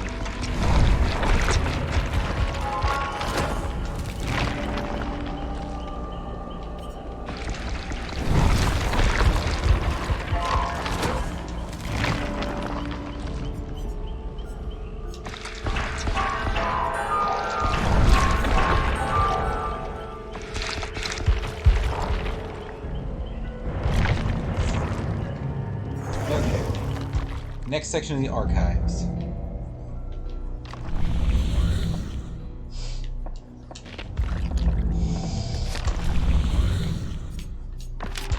Alright. Jane needs a job. Alright, this is Steeped in Blood. Oh boy. Memories of Rin Yamakao. So Spirit. Yeah, I think this might be the Spirit's backstory. I decided to watch My Little Pony as I needed something lighthearted I could binge with all the depressing stuff going on in my life. How are you guys doing today? We're doing alright. Yeah. Sorry there's a lot going on with you, but I'm hoping watching something cute and lighthearted helped. Yeah. Angel has a cold, so that's why she didn't stream today, and why I am doing a evening stream. And we've been meaning to do this Dead by Daylight lore stream, so it's perfect opportunity. Alright, we're on to Chapter 4 of Book 2, Steeped in Blood, Memories of Rin Yamakao. Rin sits at her desk, dreading the end of the school day. Not because she enjoys junior high, or because she respects her teachers, but because she despises being forced to learn kendo. But her father demands it. He demands that she practice the way of the sword. Not just practice, excel. She's a Yamaoka. The Yamaokas come from a proud legacy, a samurai legacy. He reminds her of this every day, and every day the kids tease and humiliate her, telling her she has no business in their class, telling her she should wield a broom, not a shinai. She ignores them and tries her best. Maybe if she excels with a katana, her father will feel better. He hasn't been himself as of late, frustrated, irritable, reactive. She can't do anything right, nor can her mother. He has become very quiet and talks and argues with himself. She doesn't understand what's happening to him, but she knows he is suffering, and the last thing she wants is to add to his pain. Family is everything, and maybe one day she'll be okay with wielding a katana. Maybe she'll even enjoy it. Well, that explains why Spirit's weapon is a sword made of glass. Yeah. Rin's bones feel brittle and ready to collapse under the weight of the armor. She holds her bamboo shinai up to her opponent. I want this to be over. Can't this just be over? Her opponent insults her. He tells her there's a shattered window in the changing room she ought to clean before someone cuts themselves, Janitor Yamaoka. He laughs. He makes another janitor joke at her expense. A sudden heat rushes up her face. She wants to shove the shinai down his throat. See how he laughs with wood and splinters piercing through his stomach. Splinters piercing through his throat? Where did those thoughts come from? It's not like her to think such thoughts. She angles her shinai and feels something strange inside. She's never felt anything like it before. Like a waking dragon in her heart. She stares at her grinning opponent. Faster than thought, she lunges and strikes his head. Everyone laughs at him. His head slumps in mingled defeat and humiliation. A boy stares at her with wide, disbelieving eyes. He blinks. You might be a Yamaoka after all. She hates to admit it, but it feels good to win. No, not to win. To defeat a foe. To defeat another human being. Defeat another human being? Why would I think this? These aren't my thoughts. But they are. She doesn't understand what happened. What thing came over her to give her the strength to contend with the boy in front of her? He isn't laughing anymore. He glares at her. She beat him. Not once, not twice. Thrice. The boys continue to stare at her open-mouthed. Something is changing in Janitor Yamaoka. They know it. She knows it. She feels the waking dragon in her heart. It's the closest she's ever felt to being a fighter, a warrior, a Yamaoka. And she likes it. Likes being treated with respect. Likes being taken seriously. For an instant, she imagines herself beside the great Renjiro Yamaoka and his son, Kazan. Something tugs in her heart, and the dragon stirs. And the dragon, she realizes, is the waking of her raging Yamaoka blood. Janitor Yamaoka, you got lucky. Let's see how lucky you really are. Boys close in on her, cursing, jesting, shouting. She wants to run, but doesn't see an opening. She wants to apologize for being good with a shinai, but the waking dragon inside her heart won't allow it. She didn't do anything wrong. She has no reason to apologize. She finally did what she was supposed to do, and now they close in on her as though she had cheated, as though they could see the dragon that had helped her. She feels scared.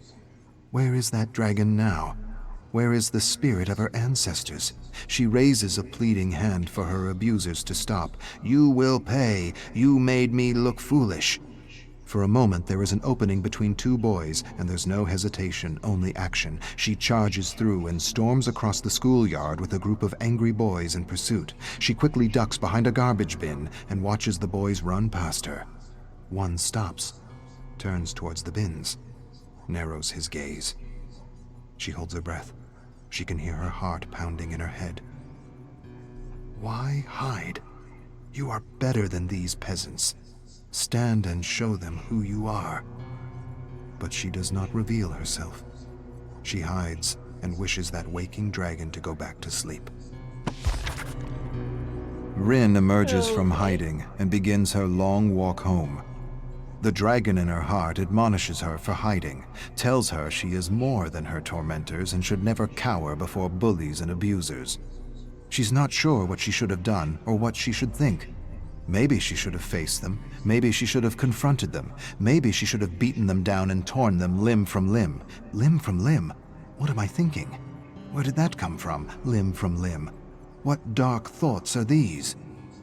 Before she can answer her own question, she hears a voice. She hears her tormentors jeering and spewing insults at her. She doesn't turn around. She doesn't run. She doesn't run because she knows what's coming, and she doesn't care. The dragon within tells her everything's going to be okay. The boys throw garbage at her, call her Janitor Yamaoka, Janitor Yamaoka, Janitor Yamaoka. She knows what's next. She sees it in her mind's eye like samurai of old. They'll push her down, surround her, punch and kick her, but this time she won't let the pain defeat her. She won't let the fear paralyze her. She'll use the fear and the pain to feed the dragon. Today her bullies will feel teeth and claws. They will feel her wrath, and they will learn she is a Yamaoka. Okay.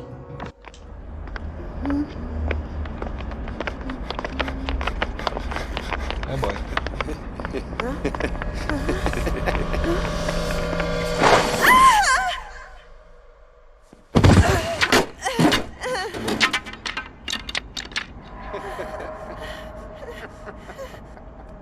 Grab your sword and wreck their shit.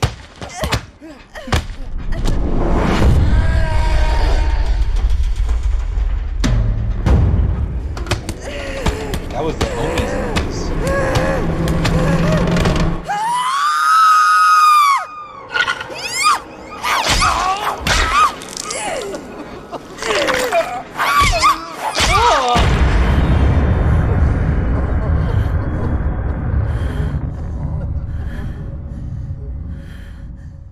Okay, to be fair, they attacked her.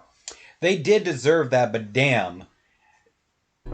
So That was all self-defense. yeah, to draw blood with a wooden sword like that, she would have had to have been aiming for their faces, like knock the teeth out of their heads for that.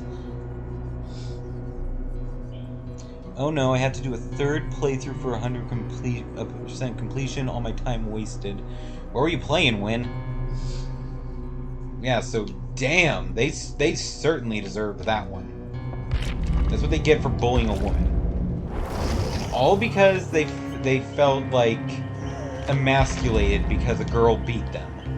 You know, because it's one of those Japanese countries where women are supposed to be homemakers and, baby factories. Yeah, basically. But more modern times say that she can actually be a fighter and such, which is probably why her father enrolled her in those classes. She embarrassed the boys by actually beating them for once, and so they wanted revenge. And she finally just lost her ever-loving shit. Oof. Okay, so let's see. Killer challenges. Blue is only... No. Restore memory, collect 4 shards. Ah! It's basically a glyph challenge, and I have to find 4 of them? Fuck! Oh, wait, what was it? Memory challenge, collect 4 That's actually pretty easy. I will try it. Okay, so find the 4 shards. Then I have to find the portal. So it's basically find 5 pieces of bullshit spread around the map. Yeah, they're just little itty-bitty blue shards. Okay, and they are very visible. Okay, well, you have more experience with this than me, so I will let you tell me how to do this. Would you like me to do it? Are you feeling up for it? Yeah, I can do one match. I mean, I can do one. It's not going to be that big a deal. Okay. Angel's gonna take over to do this crap because I kind of don't want to, because glyph missions kind of piss me off. Yeah, so Angel's gonna tag in for one match. She has enough energy for one, just not as full stream. Yeah, hopefully by Thursday, though, I will be... back up and running. Yeah, at least able to do my Thriller Thursday. And if not, I'll take over on that. Yeah. Alright, so Angel's in the driver's seat again. Alright, let's have some fun. She does play Dead by Daylight whenever she's not feeling well, just to feel better anyway, so this might actually improve her condition. Help her get out of stress. Should I play as? Considering you're not well, I would go with whoever you're best with in order to counteract the nerf that you got going when people sick. Oh, so Hag, Doctor, or maybe Wesker? Definitely one of your heavy hitters. Whoever would normally be somebody that you can, run a 4K with without even trying. Be alive.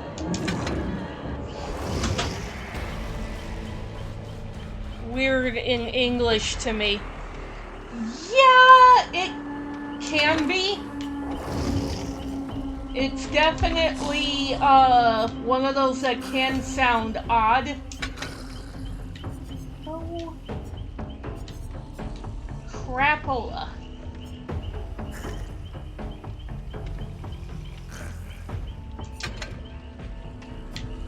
That could be a problem for me.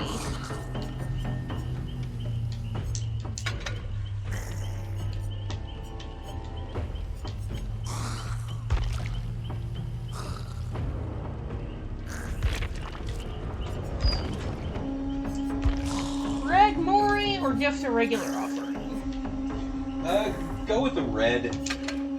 As I've been power leveling characters, I've been making sure to prioritize getting the reds. Since just doing auto buy prioritizes whatever's cheapest, it will never touch the reds.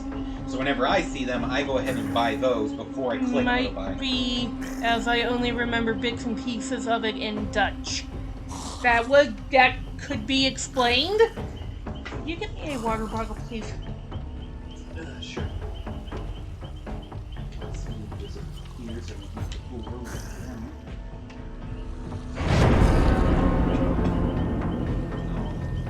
What? You see Kitty all laid out under the table? Squeak! She's all stretched out like that.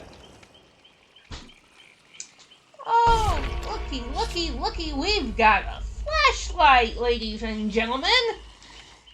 Ah, yes, the useless stick. The useless light stick. Yeah, because that's basically what it is when you're running the show. Aww. You know, I almost feel bad that she's going to waste a flashlight, but I also find it hilarious. Could we get a fourth player, please? Hello? Fourth player? Where are you? Thank you. Oh, yes, I have a fucking toolkit. Those could be a problem.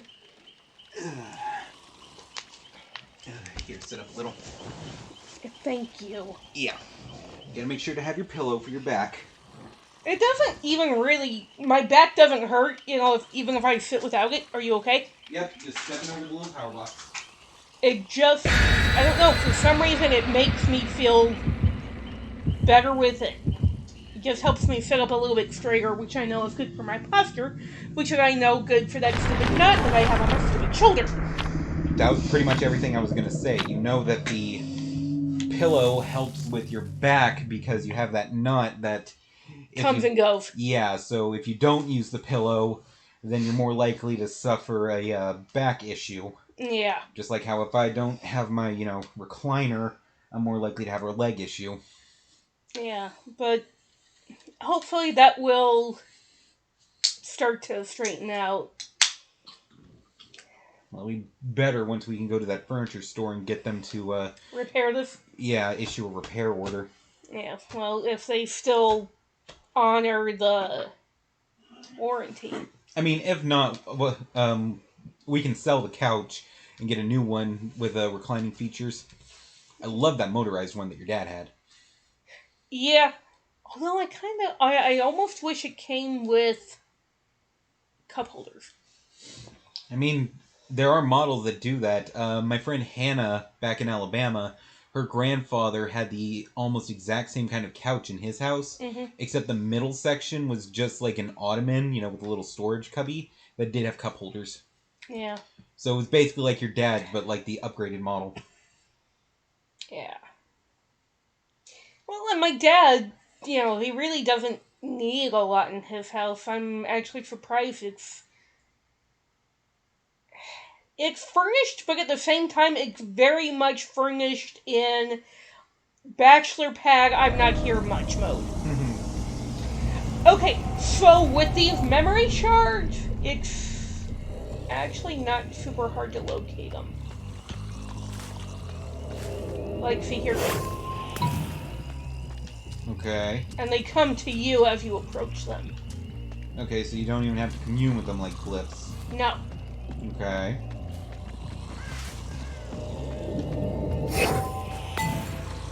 Two. Three.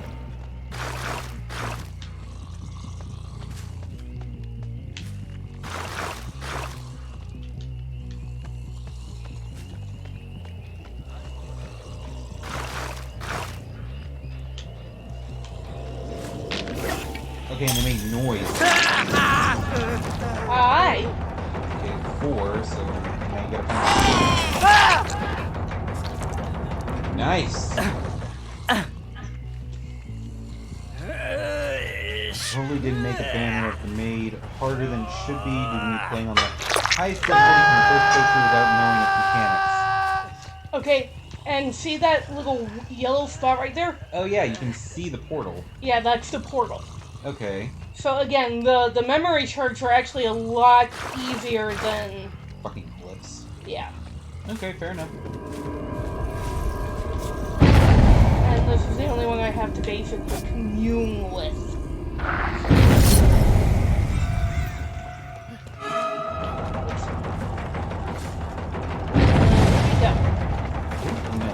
Here you go. You mother. Fun times. Take this garden. Garden of Joy, my ass.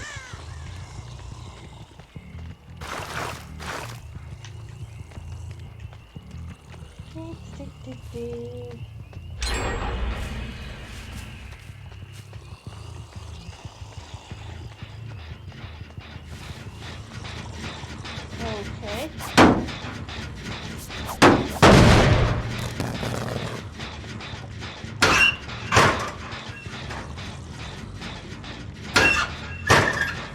Anybody hiding in here?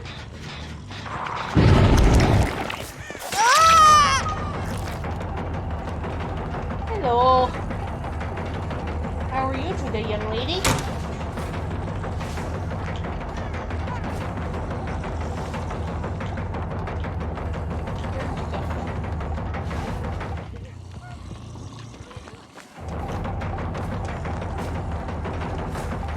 There you go.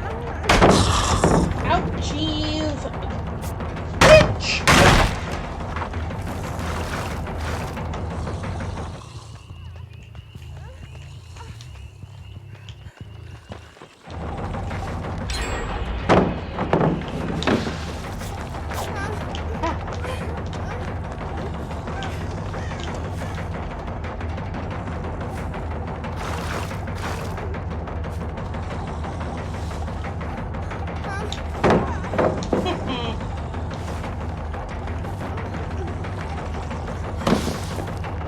You know you're wasting a pellet, right?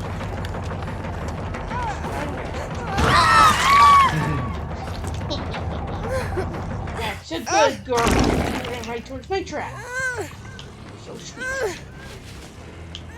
Do-do-do-do-do.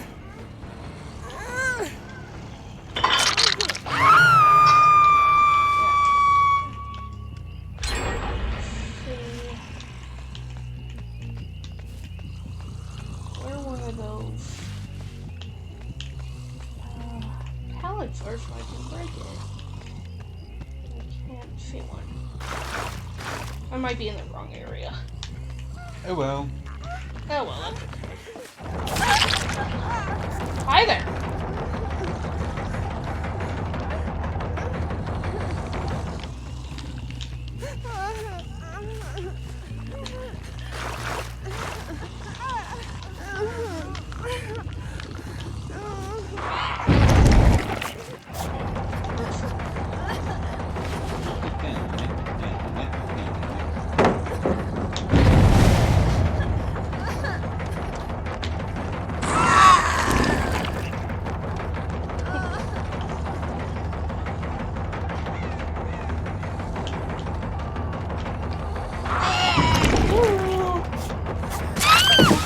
Got her. Oh, I didn't even think I did. Nice. I legitimately did not think I had gotten her. I thought I had hit that a little bit too. Yeah. See, awakened awareness, I can see her. Yeah, I got it. But the minute I put down a person, yes.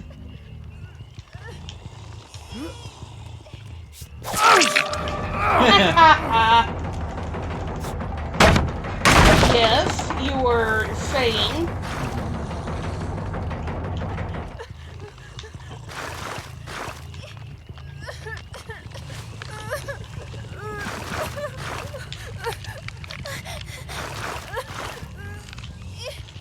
Okay.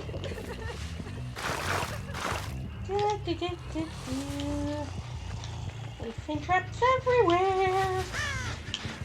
Oh. I didn't break that one. There goes the person. No, I thought I heard.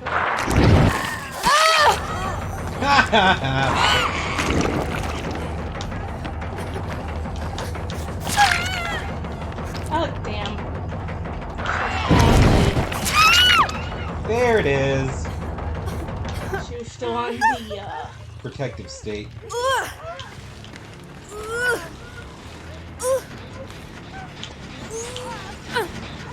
Oh, they're all just over here, huh? Well, I know it. And I find it hilarious.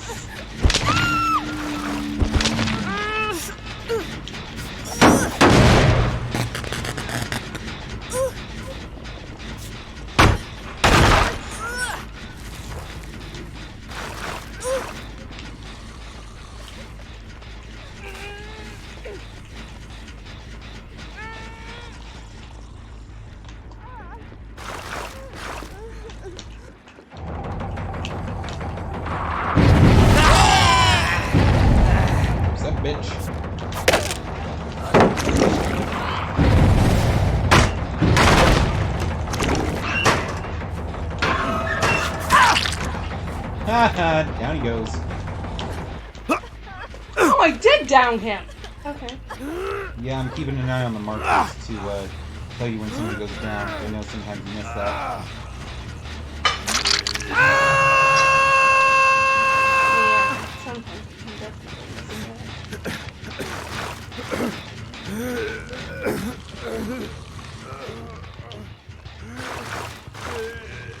Alright, back to hunting.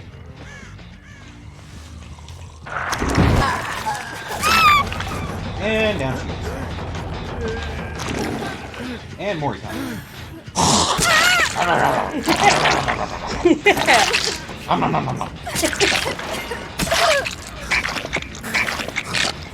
I heard somebody break Yeah, thing. they got that survivor down while you were eating the other one. Gee, I'm so upset. And then busted the hook for safe measure. Yeah, but yeah. Not gonna work for very long.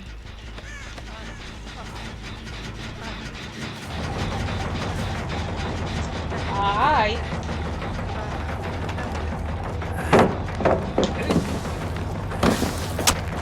Oh, barely got that.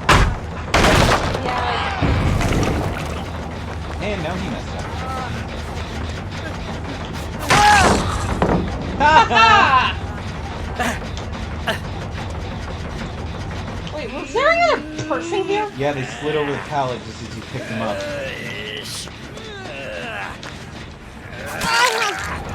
No, no, no. Yeah. Ah, but you got the hook. Yeah, well. Put him down. And then grab her ass. Where is she? She left. I'm sorry, madam. Where the fuck do you think you're going?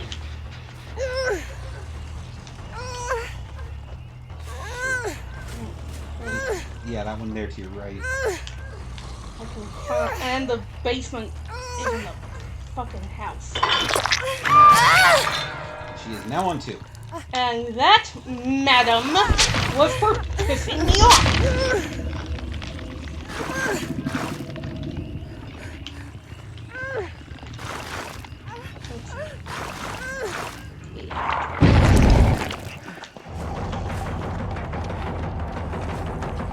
Somebody killed him.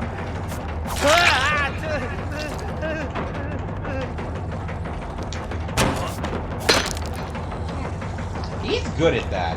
Yeah, he is. So kudos to him. Yeah, 'cause that's the second time you made this juke you want Yeah. to jump.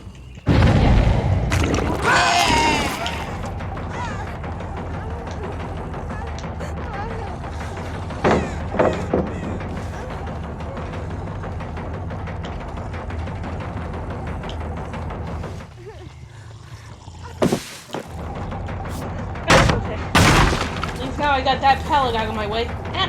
Get out of my way, you stupid generator. That is short. I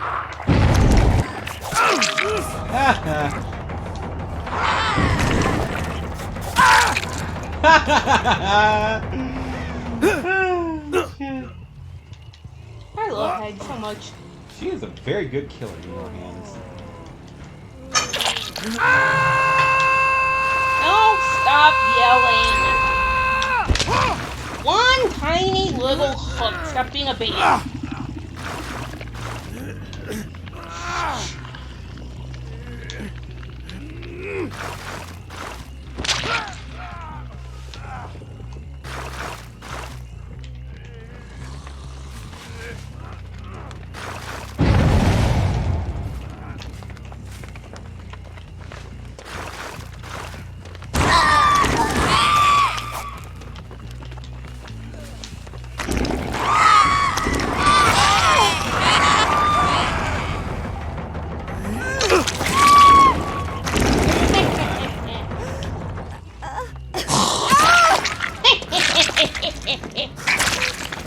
Nom nom nom. Nom nom heart. Instead of nom nom heart. Bye bye. That's 2. It's bad that I enjoyed that. No. We're having fun. Alright. So wait, where is... Over there, apparently. Hi! Can you kill him? Yeah. Where'd he go? He crawled away. Shit.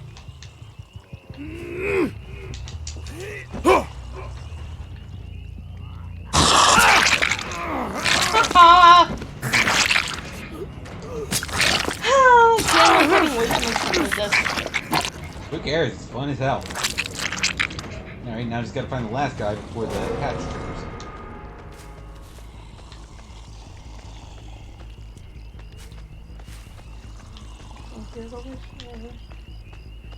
And it might be near the house.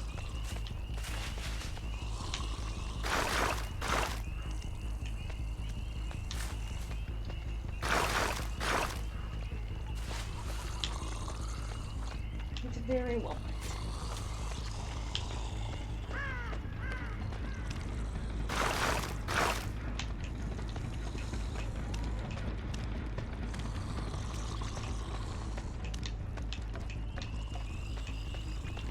I don't hear it.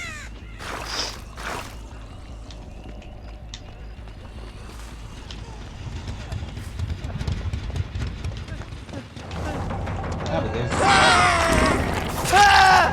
Down he I goes! do hear him though. No, but you can't kill him. Ah, phooey. Gotta hook the last one. Oh well. 3 more, not bad. God, sick as hell, and you still got a 4-cut.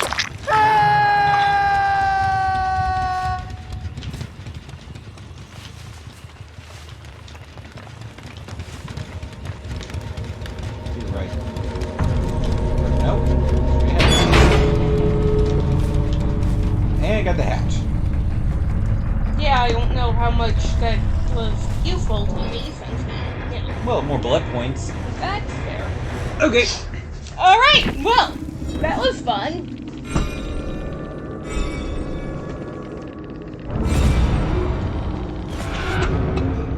Okay.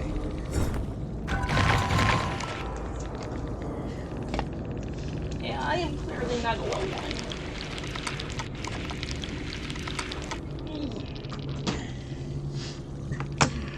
Okay. But I still got a 4K, so yay! Shows you how good Angel is at this game. She's sicking and barely thinks straight, and yet she still managed to whoop their asses. Well, again, with Hag, I have no strategy. I do put some traps in very, strategic type places, but for the most part, I just lay them where the hell ever. Because that's what, You have chaos strategy, and that's what makes you dangerous. well, that's what would make any killer dangerous. Yeah. Okay, and actually, before I do that, we got over 100,000 points, so let's continue to upgrade the nurse. So, especially one that can pop up like she can. Yeah, right? It makes things a lot more... keeps them, freaked out, because now they don't know where the hell I'm coming from. Sure. 6.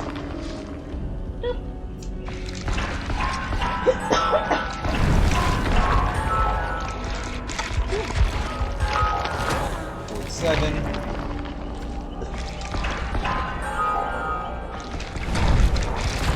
I don't really care for Nurses Mori. Yeah, it's kind of boring. No reds, so... It's kind of generic. 48. Oh no, now we're at 49. I miscounted. Yeah, you're not going to get to it. 1 or 2 more matches, and we should have enough to get her to P3. Yeah, just reach 3. Alright. Archives. Next mission. Or next entry. We'll go get it. Yeah, okay. Figure maybe something is awesome. Okay. Jane needs it. Alright, so... This is observations.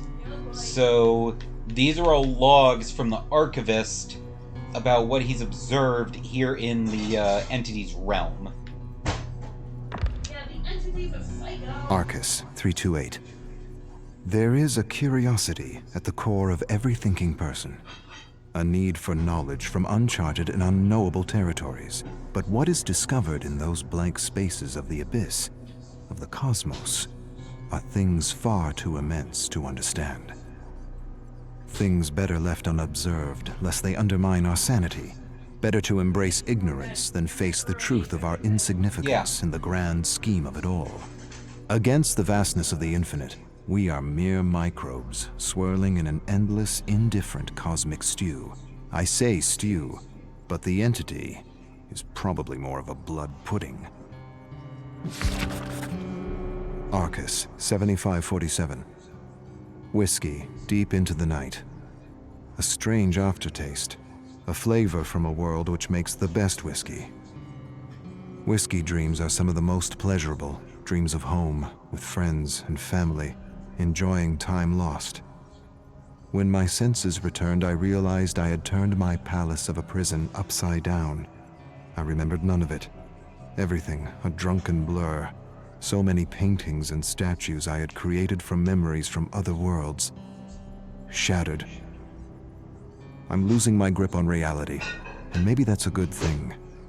One day merges into the next, and I'm lost in a storm of whiskey, screams, and endless streams of broken memories.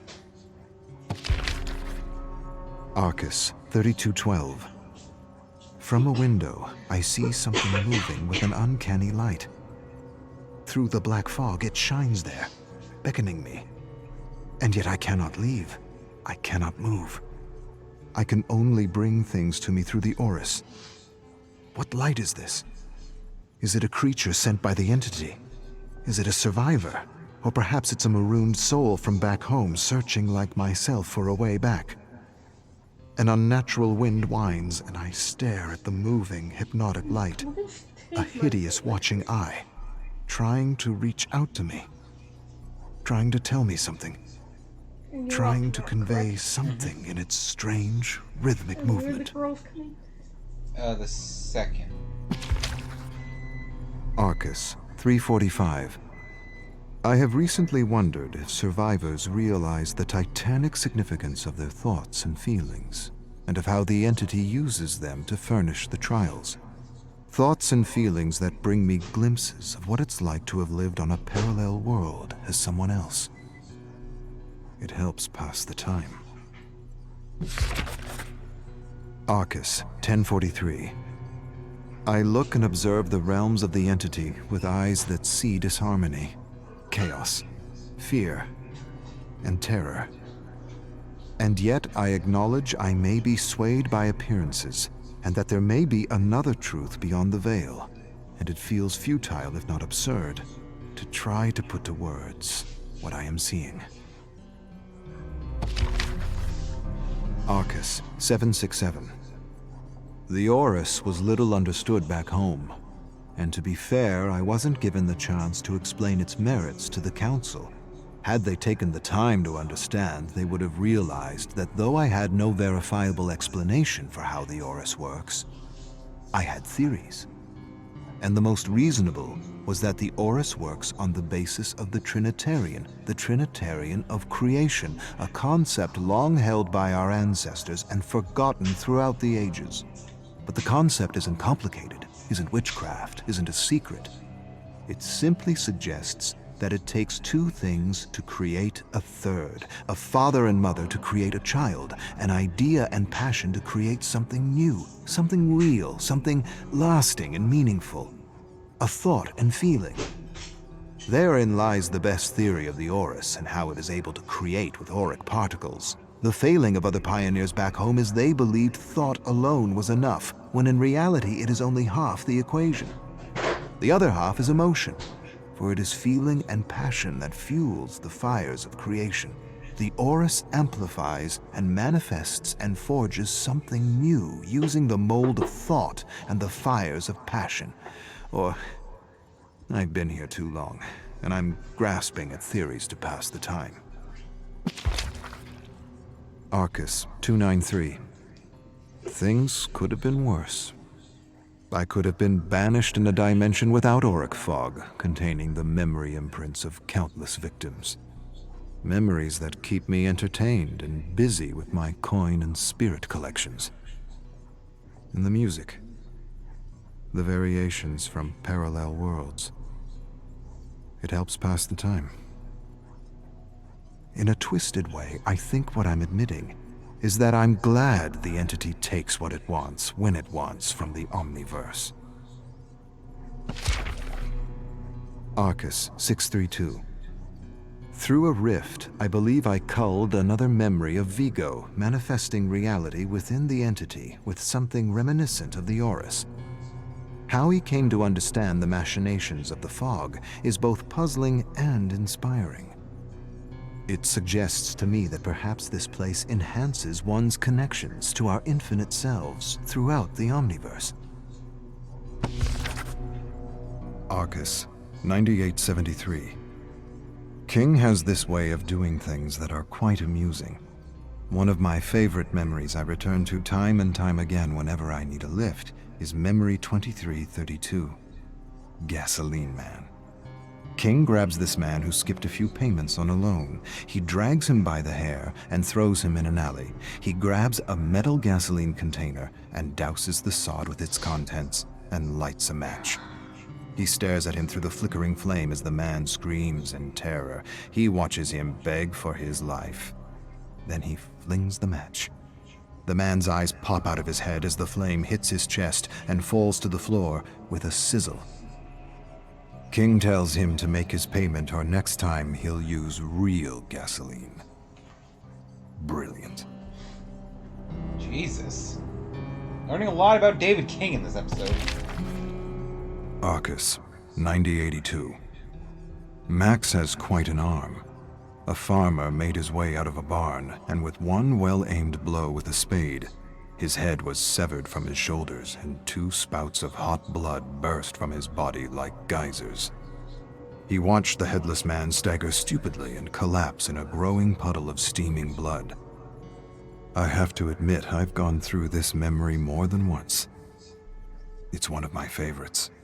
I find Max disturbingly amusing, and the illusion of death fascinating. At a distance. Good lord. Which one of the killers is named Max? I'm not sure. Well, he mentioned a farmer, so... Hillbilly? Yeah, maybe that's Billy Boy. I'm curious about this. I'm gonna check on that before I start my next match.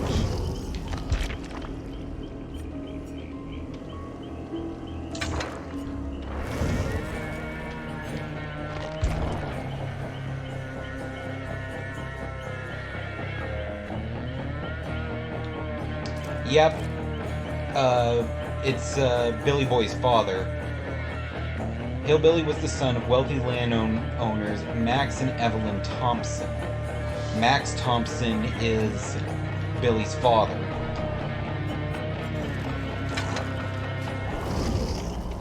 Okay.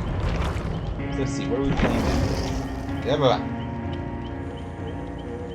Oh, cool, I can reset. I can do another daily reset. Okay. Complete 2 sacrifices with Cannibal. Okay. Alright, but survivors are getting the bonuses right now, so I'll do a survivor. Oh yeah, duh, I still need to be playing as Kate Denson. I'm an idiot. Oh wait, I did Kate's mission, and I did those 2 cliffs, and I did the 4th one. Okay, so I haven't played as a survivor and screwed up yet. Okay. Survivor mission. Okay, so blue glyph. Okay. Works for me. You just switch over to Kate.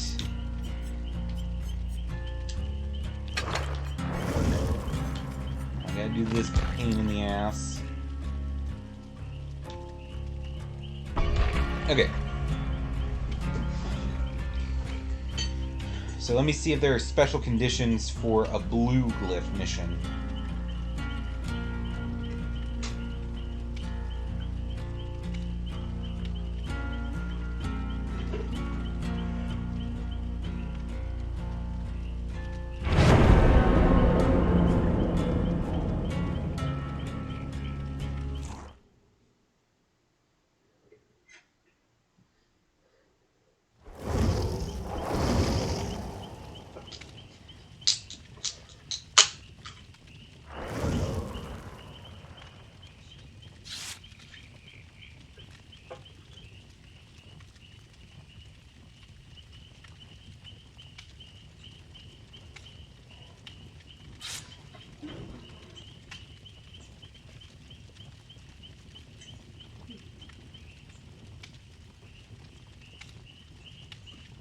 Okay, let's see.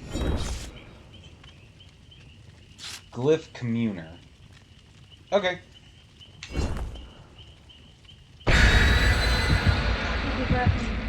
means I just have to find the glyph. Apparently there are two versions of blue glyph missions.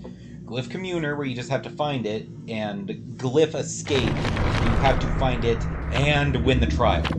Oh, Jesus. So, what one are you on? Glyph Communer. So I just have to find it to win. Okay. Is this something the killer can see?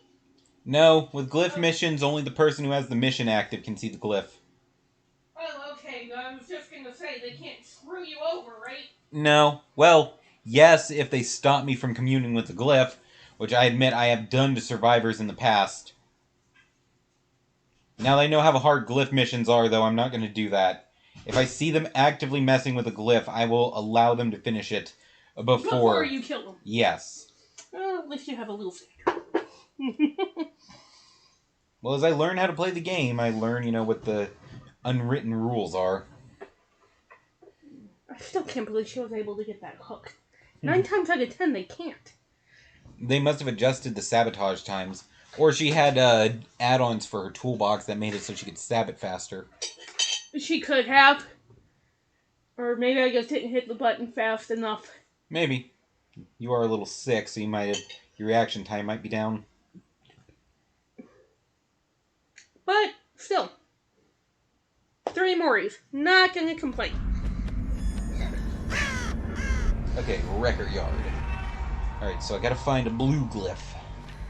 It didn't say there were any special spawn conditions, so I just gotta start wandering around and see if it'll pop.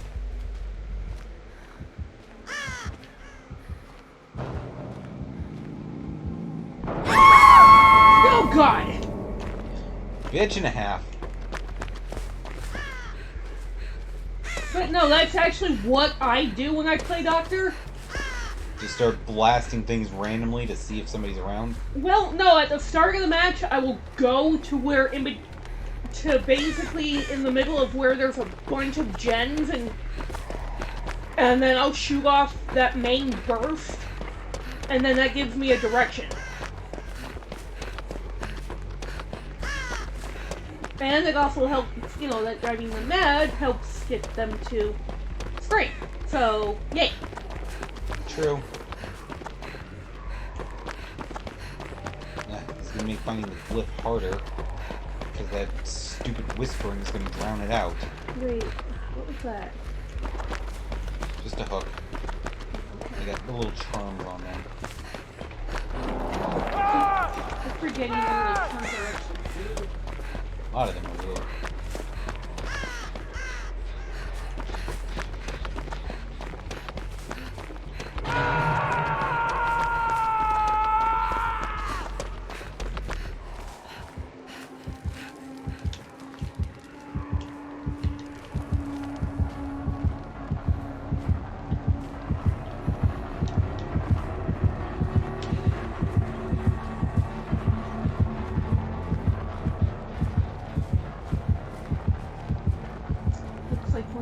Totems is right there. I didn't think he had totems. It might not be one of his. Remember, if he's, depending on his level, he could have things from other people. Shit, he's coming back. Come on.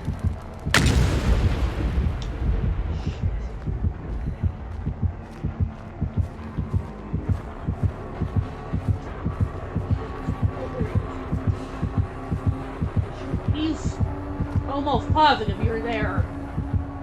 I know. Staying close.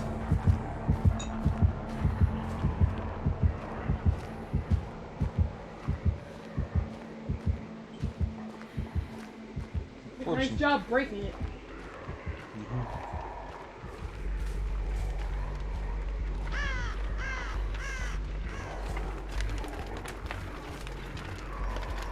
Come on, you little wee bastard. Where are you?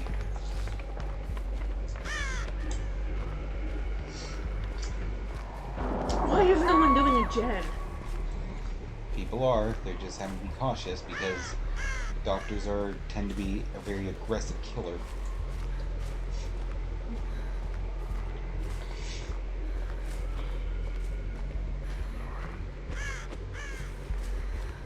Yeah, that's true.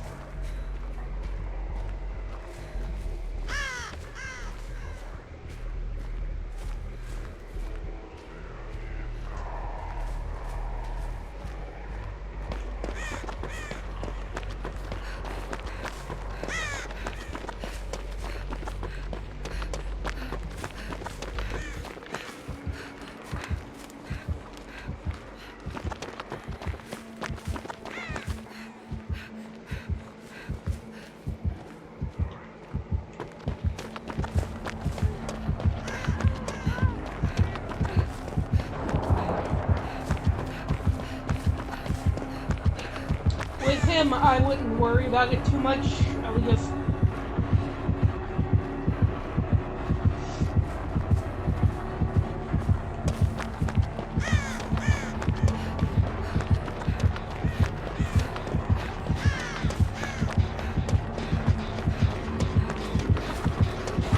Oh shit.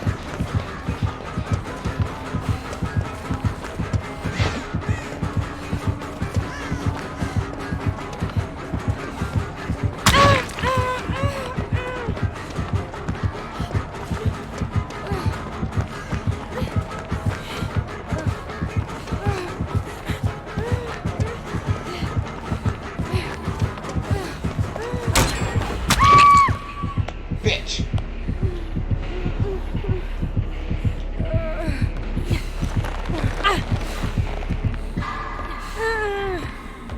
Right by the motor basement.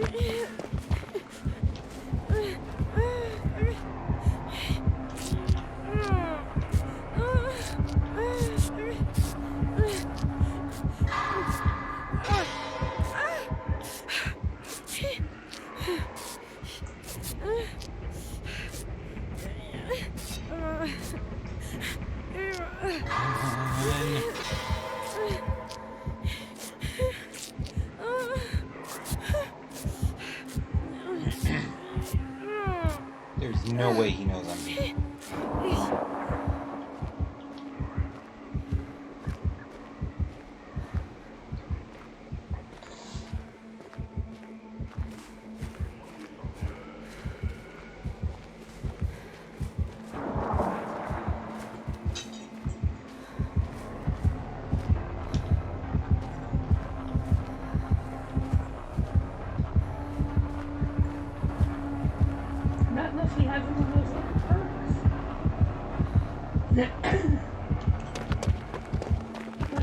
know what perk that'd be.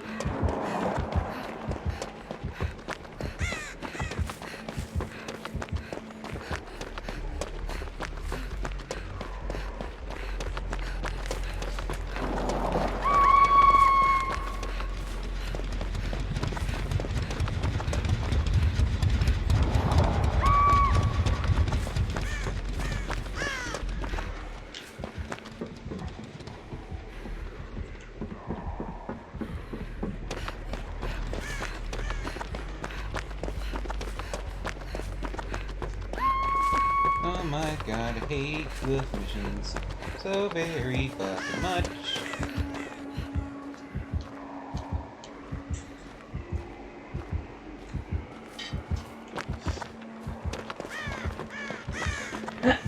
Well, at least you kind of saw that the memory shard mission.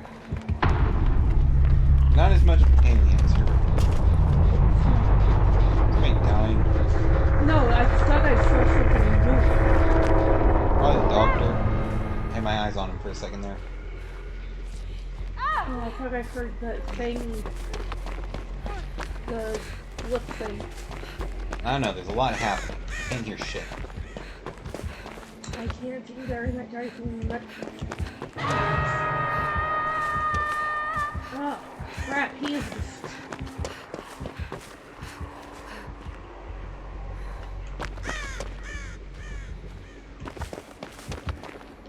Oh, is he being a camper? No. No, he's just patrolling.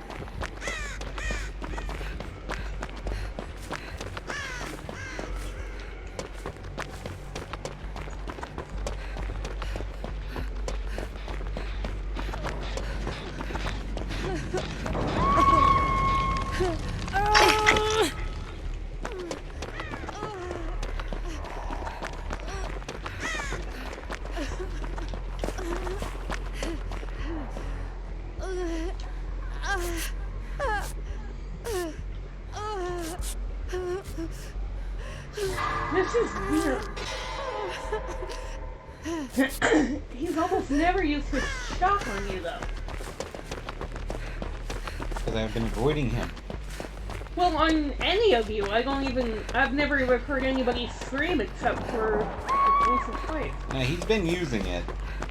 Just, I've been keeping away.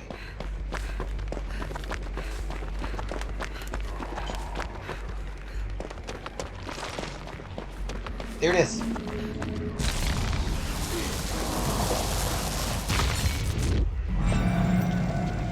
Okay. I was just about to ask, could it be near one of the buildings?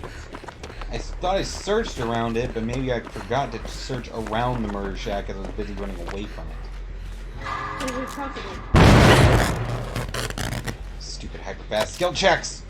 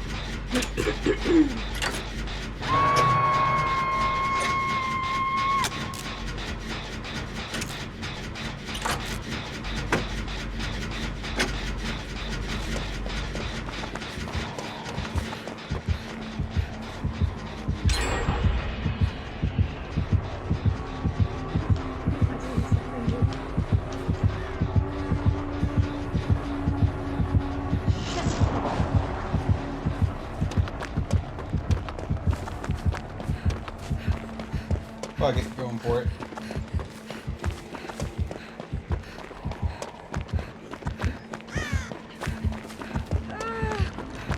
Zombie.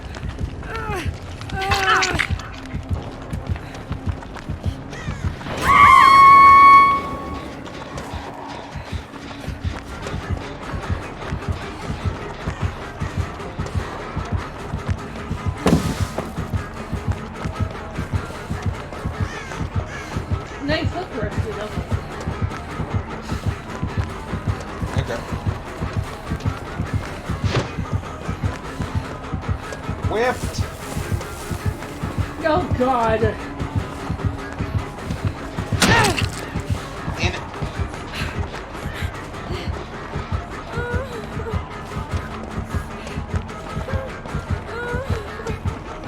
No, do not give up, no. Sucker! I hate it when people do that to me.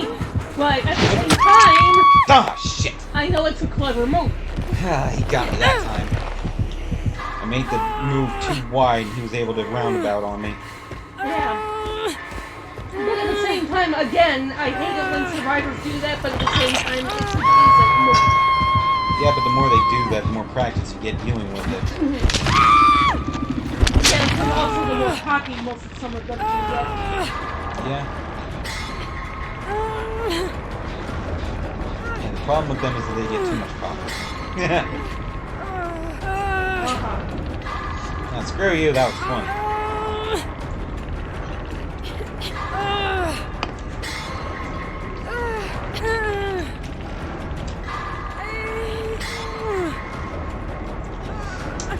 I'm not sure you're getting out of this.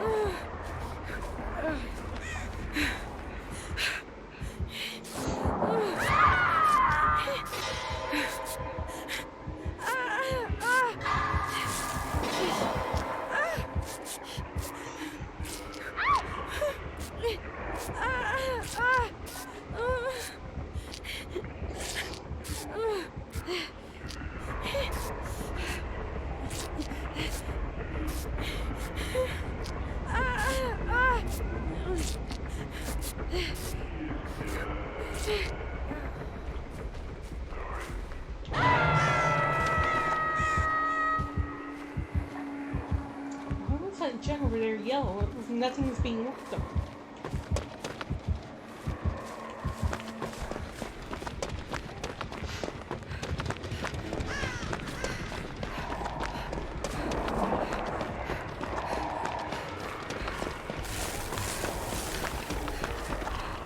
Oh crap, they died. They must have missed their skill checks.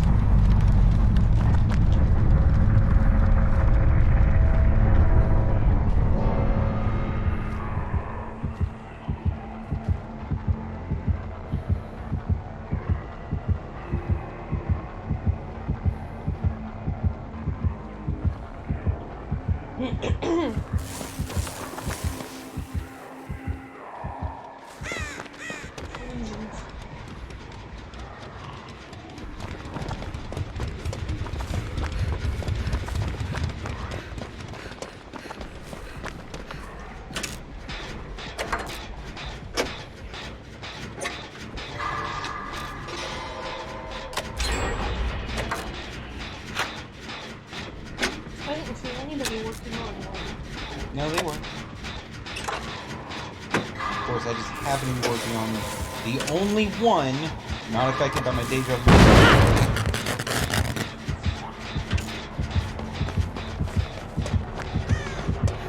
Oh crap. Why do I always run toward them? You got lucky?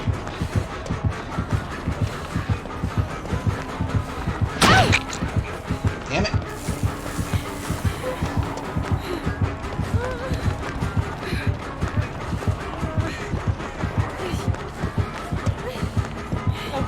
Seriously? Stop standing there like a moron and run. Unless you were trying to be a distraction.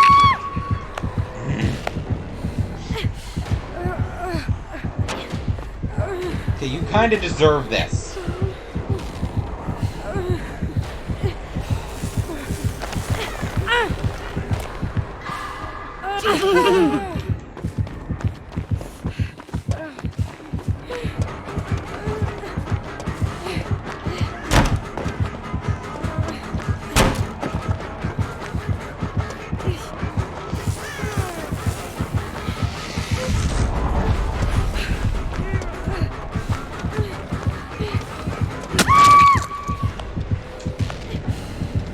So, decent job for them to get you off with the,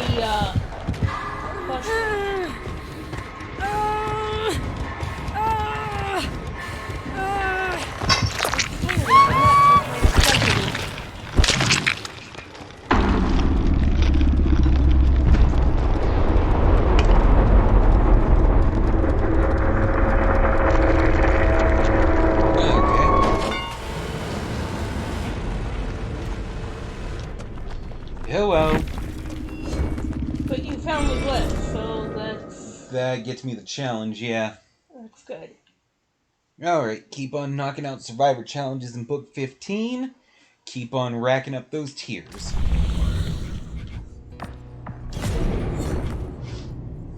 Alright. Completely heal yourself by 2 health states while using the perk Blood Rush. Who has that? Oh. I'll just see who has it. If anyone. It says heal yourself, so that's not an issue. Alright, and go claim my rewards. Alright, 88,000. Let's see if that's enough for Nurse. Then we'll do the last section of book 2 and do a final match.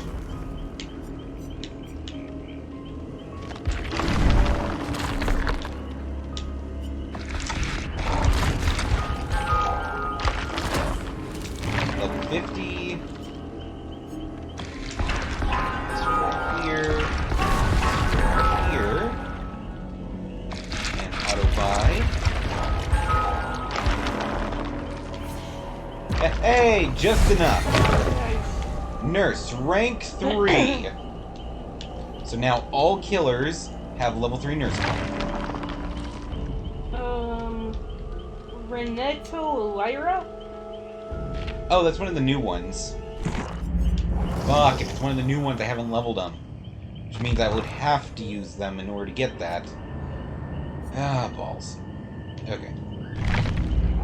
Alright, so I decided that now that we got all these, I would be ranking up whatever killer is currently featured on the Blood Weapon. That just happens to be Spirit. There's actually one that Angel uses occasionally, so that works. And I don't waffle very good.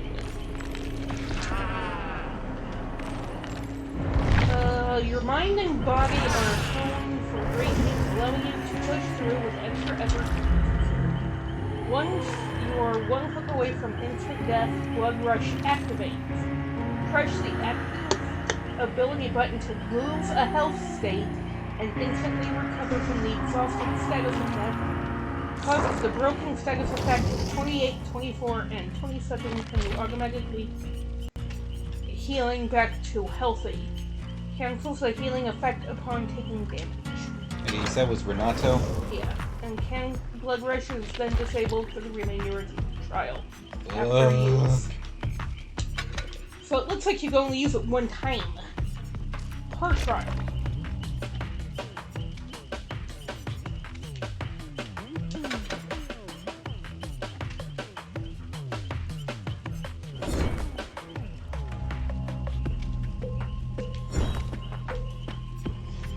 Well, this doesn't help me because I only have him at 1, so I can't equip the freaking stuff I would need in order to use, like, botany knowledge and self-care and stuff. Unhook a survivor safely or take a protective hit 15 times. Yeah, where's something I can actually complete? Oh, I forgot about that. Forgot I actually had to cash that in to get that. Okay, I'm done.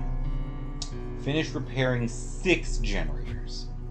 Yeah, there's nothing I can just do in one shot. Okay. Holy shit. What? Apparently, an employee at Arby's in Louisiana got herself trapped in a freezer, and she beat her hands bloody trying to get out, and she ended up dying. Oh yeah, I saw that. It was on Mildly Infuriating because after everything was said, done, and dealt with, they'd already posted that they had a job opening at that facility. Like, within, like, a day or two. Well, apparently they are now being sued. Court documents allow franchise owner Turtle restaurant Arby's freezer door was broken. Oh, yeah. That's something that they have to keep up with, or else they will. Okay. So, final Jane thing needs a job. for book 2. This is Revelations. So this is, again, more logs from the perspective of the archivist. Okay, here we go. Well, yeah, but there's no guarantee that the franchise owner, like the CEO of Arby's, knew about it. That's something that the manager of the store should have known about and dealt with. Yeah, that's fair. I don't know if suing anyone higher up than that's going to really get them anywhere. I do not know. Okay, playing the log. I mean, not that I'm... I don't think they have a case. I just think they have a case against the wrong person. Very true. Okay, I'm gonna shut it now. Arcus, 893. Several survivors went mad trying to escape the trial. They had with them memories of previous incarnations, so that one survivor began dashing his head against a wall, convinced he was reliving a nightmare he had just escaped. The other survivors drowned him in mud to shut him up. It seems to me survivors are torches growing dimmer and dimmer with every trial. Some stop to feel altogether and are doomed to the void. Others go raving mad and need to be silenced by others. Arcus, 223. I felt an uncanny and unseen presence in the archives as I contemplated the entity. I could hear the labored breathing of killers standing outside my prison. I looked out into the dark, raging fog and saw nothing. Either the entity is aware of my presence and is preparing to send killers to put an end to my plans, or the memories of survivors are somehow merging with my personal memories, and these sounds are mere side effects of overusing the Aurus. In the end, it doesn't matter. If I could end the entity, I would, even if it meant my own demise. My life is little to pay for the salvation of the worlds it will destroy. Arcus, 1032. Jumbled experiences of brutal killers and weird rituals of godless brutes from worlds too dark to care. I jerked myself straight out of one memory that pulled me into a cavern of bodies with an odor so repugnant I was retching for hours. I still have that horrible taste in my mouth and shudder at the thought of that smell. That horrible smell.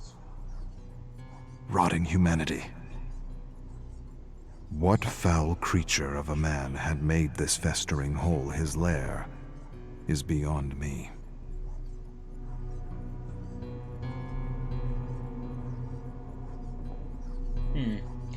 To me, that almost sounds like Jeepers Creepers if it was just a cavernous hole that it was just packed out with bodies. But the creeper isn't in the game yet. Maybe this is a hint that they wanted. Maybe. Arcus, 7456. I am taking notes under incredible mental strain. I have had flashes of survivor memories overrun my senses all day, and I'm trying to focus on home and gather myself. I haven't used the Aurus for some time, and yet I have been pulled in and out of these lives randomly. These records, these archives will, I imagine, help me remember myself, should this Aurus nudge me into the abyss. So the archivist could feel himself slipping away as he looked through these memories. Because he was reliving the memories of others, it was basically tearing apart his own mind, making him unsure of what was real and what wasn't, and things like that. So he was hoping by keeping these logs, it would allow him to return to himself should he lose himself mistakenly. Okay. And we're going to be ending it on a killer match. Okay, because that is the one getting the bonus blood points here. Alright, so... we got more rift rewards. Hell yeah. Up to tier 33 now. Very nice. Hold on, real quick, let me check something. Where... Where what? The track always gives you just enough auric cells to make up for what you would spend. And the last batch of auric cells comes from tier number 69. So we are 36 levels off. Okay, not bad.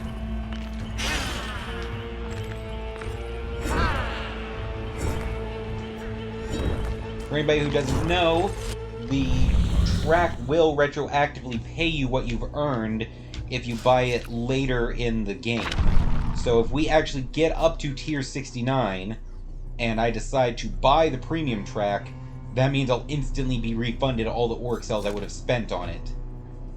Which, incidentally, is not bad. Yeah. So that's why I haven't bought the premium track, but I'm working so hard to do these missions in this book for the bonus points. Because if we get to that level, I will buy it, and then that will help. Okay, so let's see. We got a memory mission, and a couple specific for Skull Merchant, who I've never played as, so I'm not going to try those. And I'm going to leave the generic ones for you, so... In a chase with the obsession, damage generators, walls, or pallets, using the perk Game Afoot, which I'm assuming is a Scully? Yes. Okay, so skipping over that one. Chase survivors for a total of 240 seconds. There we go. That is something I can work on. I was gonna say, why don't you try that memory shard thing? I'll leave that one for you. You're good at those hunting missions. I am good at chasing people. Okay. Let's go with twins. Let's end it on something crazy.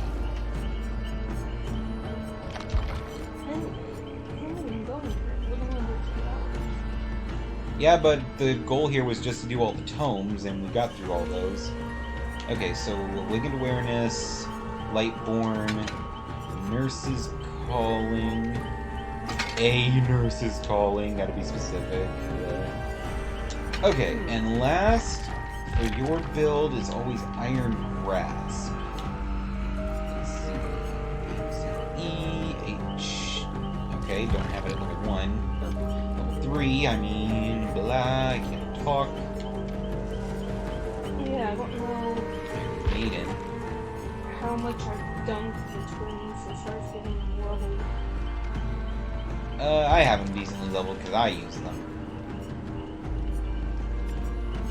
But apparently I'm still missing Iron Grasp.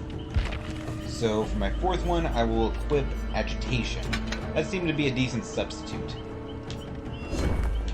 Alright, now I just gotta chase bitches, so let's get to work on that. And any blood points earned... Well, first I'm going to be putting them into, I think his name was Ryota. So that way I can get him to level 15. So that way I will actually be able to do that other mission. Then after that, points earned will be getting pumped into Spirit to make progress on the Blood Web for her. Because if I can get them up to Prestige 3 before the end of the week, I can buy their perks in the store, and that will get us more blood points. Angel likes to spend her blood shards on cosmetics. I like to spend mine on more blood points. Well, I can spend mine on blood points, too. Just if I find something that I find interesting as far as... No, yeah, I get it. And that's why I was kind of wanting to buy the pack so I can get Doctor for that uniform for Doctor. Because I have it on my Switch, and it'd be cool to have it on your X. I mean, if I have no problem with you getting it if you're going to spend your own money on it. I mean, that's your money. So if you want I wouldn't have done that. I wouldn't have use your card A without asking, or B, you know. No, yeah, if there's something you wanted to buy on here, like, just straight up, and you just need my help going through the Xbox store to do it, then I can totally help with that. Yeah. Yeah, so we can do that after the stream. Since this will be the final match, we can do it right after we're done with this one. And yes, I know we haven't even been going for 3 hours yet, but my goal was just to get through Tome 2, plus I want to get dinner. I don't. I had a little something when I came in from work, but, that's my usual just after-work snack. I haven't actually had any dinner yet. I don't know. I'm sorry, my brain... No, it's all good. Yeah, remember I came in, I had a little bit of that spammeroni from leftovers from last night, and then I sat down to do the stream.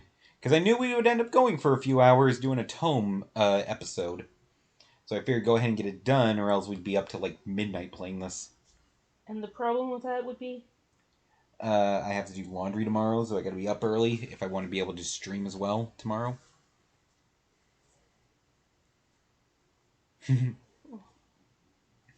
I need to get back to Tuesday doing Dragon Quest. Yeah, but you've been sick, so... Sick or busy. And I've been doing my usual Tuesday stream, so it hasn't hurt anything. Doing 2 streams on Tuesday was just supposed to be a thing to help numbers. But if we haven't been up for it, we're not up for it. It happens. In that right, Puzzle? Yeah. Alright, bottom priesthood. Pretty story.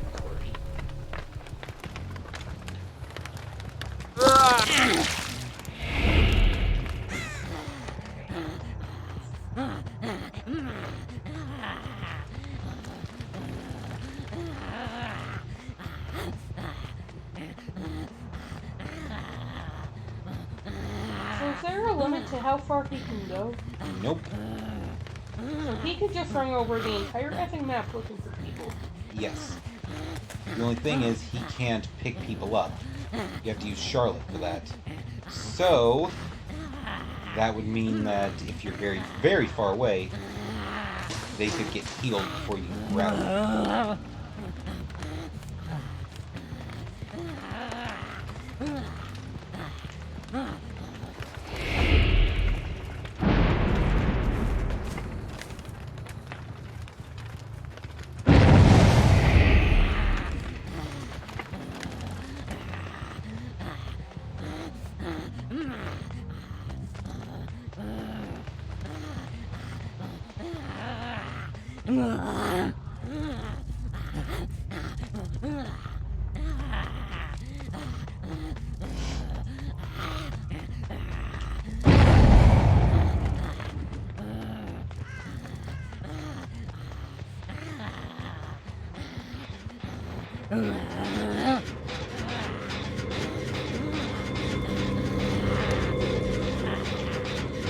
Oh, he can't even snuff a totem.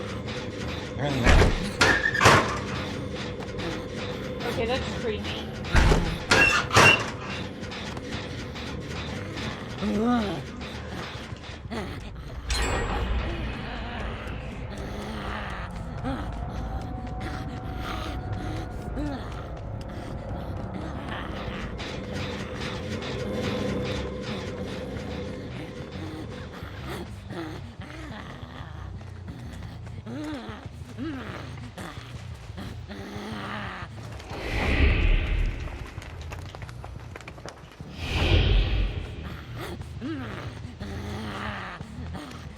And I'm not finding anyone. Yeah, I was just gonna say, where the hell is everybody? Not. Oh god, my aim there sucked.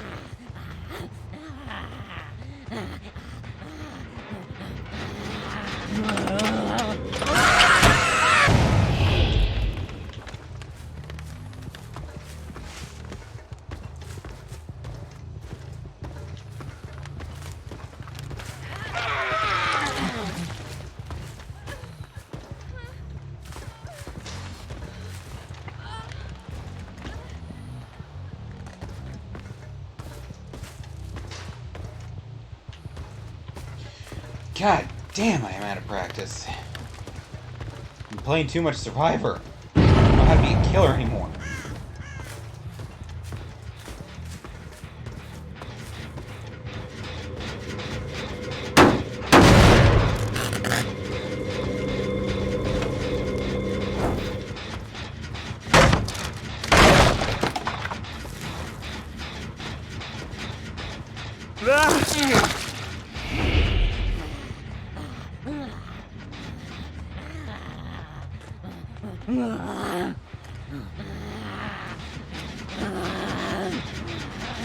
Also, I don't know how good or bad this map is for the particular. Not bad. I mean, I do have like a very wide range of motion.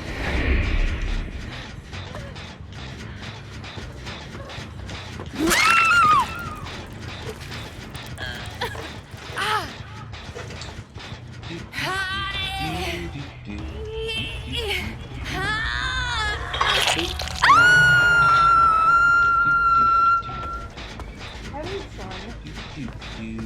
Yes.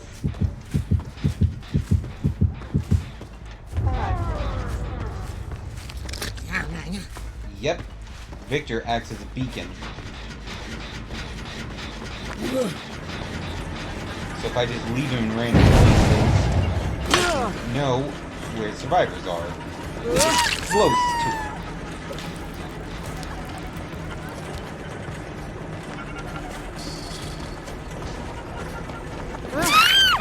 There we go.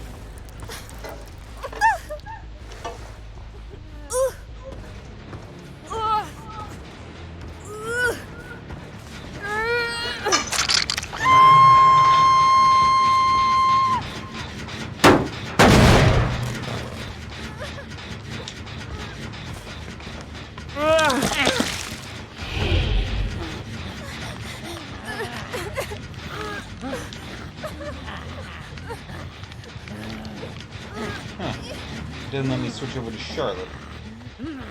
Guess, yeah, I can't switch over to her a certain distance from a hooked survivor. Okay, clever. Damn!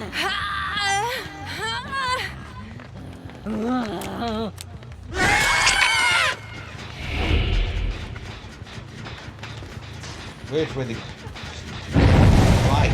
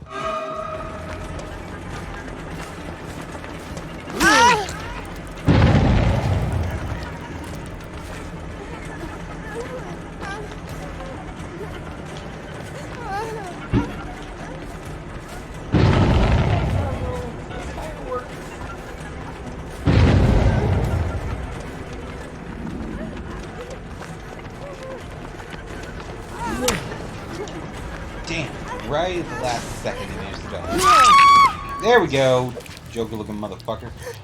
Hey Faye and hey Legal. Hey Legal, how are you?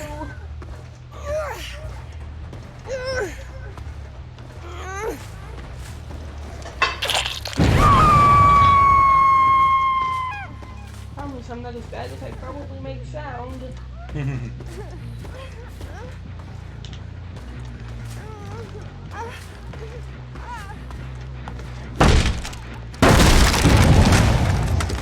Everyone is doing well and having a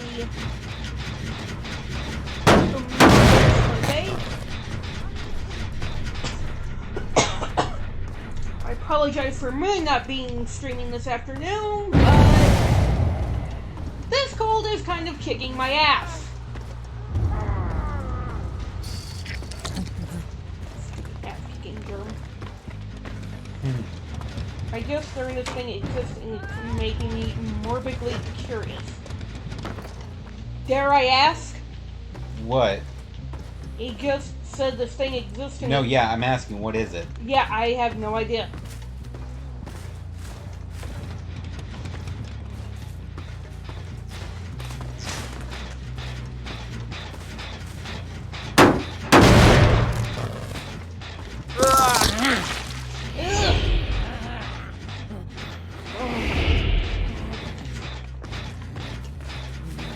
Oh god, I hate that thing.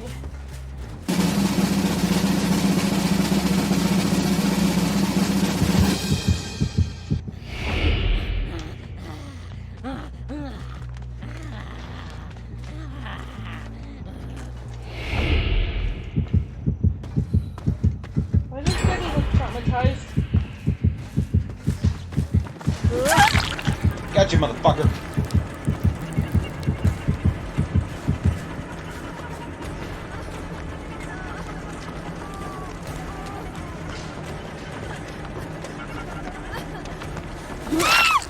There we go. Nice hit. Ooh, this was a very good pick for killer for this particular mission. Who are you playing as? The twin! He is playing as the twin. It's the My Little Pony manga because for some ungodly reason they have a manga. How the hell do they have a manga? That's kind of cool.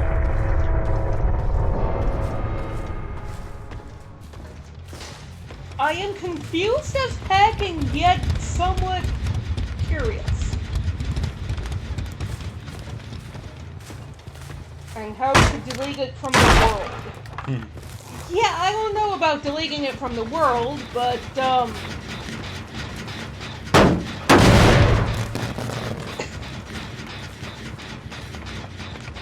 that does beg the question, how? And why?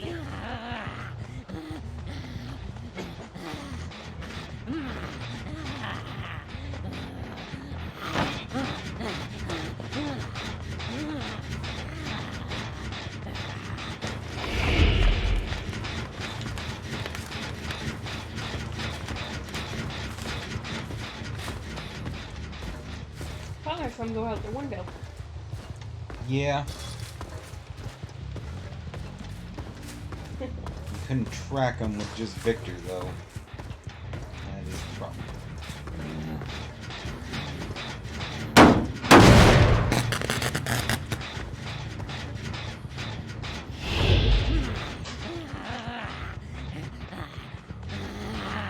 Like I said, morbidly curious. I have to admit I'm a little curious about it myself.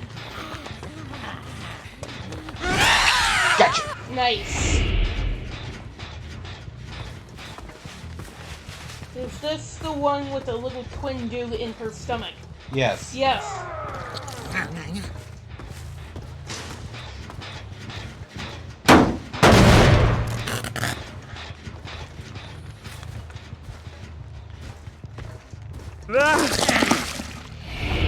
Ugh.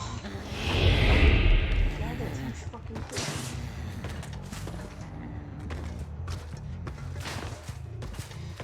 Can't hide forever.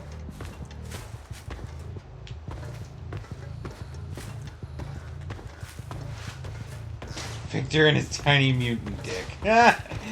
Wait. I thought I heard an idle crow. Nah, if it was an idle crow, it'd be doing noise alerts.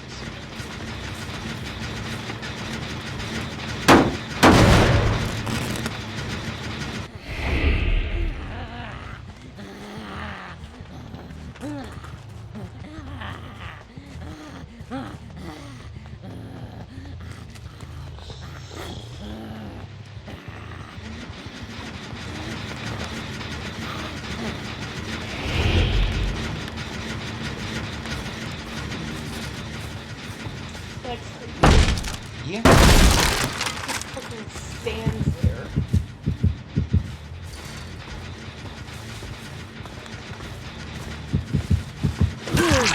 Gotcha!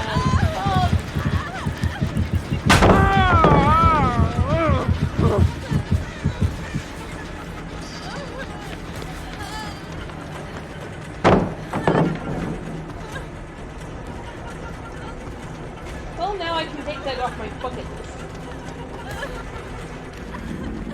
Knowing what Charlotte sounds like when she gets stung by a rabbit.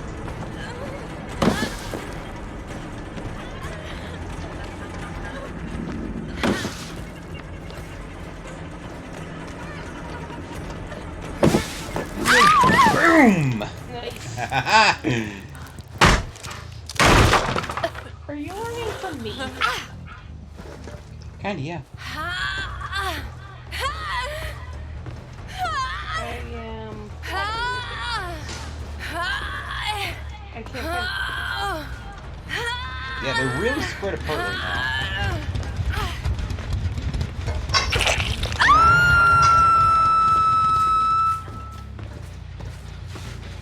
I honestly wasn't sure you'd make that one. Yep. Victor timed out.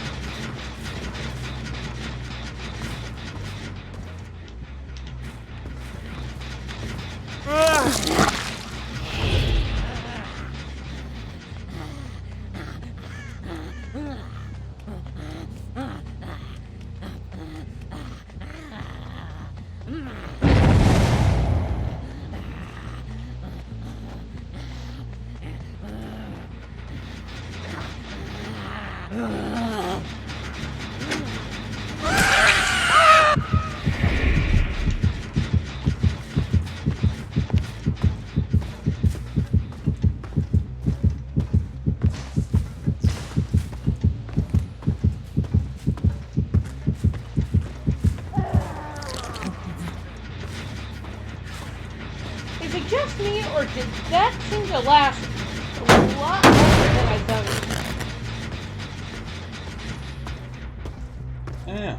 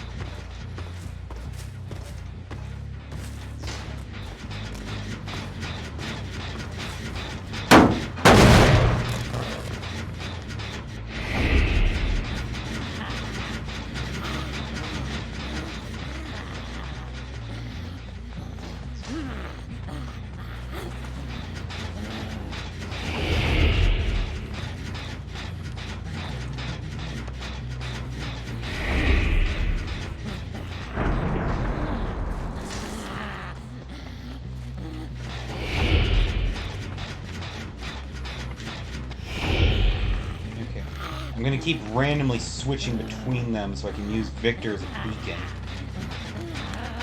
See if he can let me know where they are.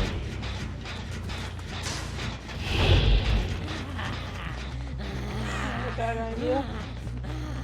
Yeah, because they're hiding around a corner or something. I randomly switch over.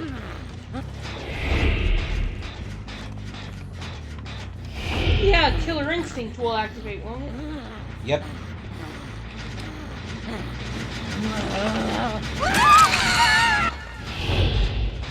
Charlotte always knows whenever Victor's in danger. Let me good sister.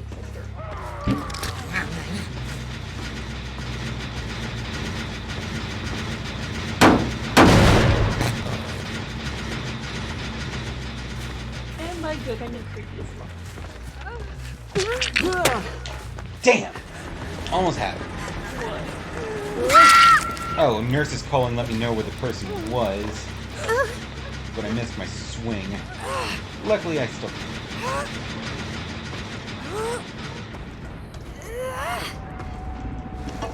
Up you go. Very nice, very nice.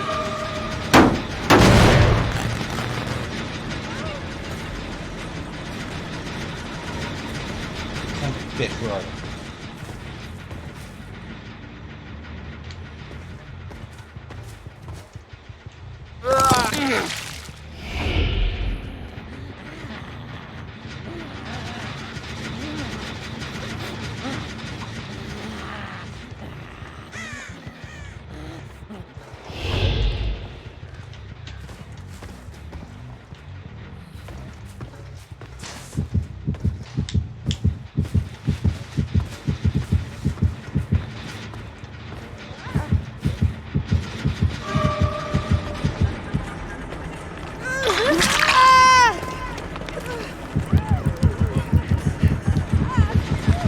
Wow, that's creepy. Gotcha!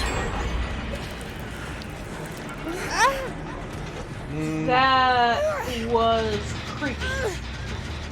By leaving him close to the shack, I can know whenever they're coming to unhook the basement driver.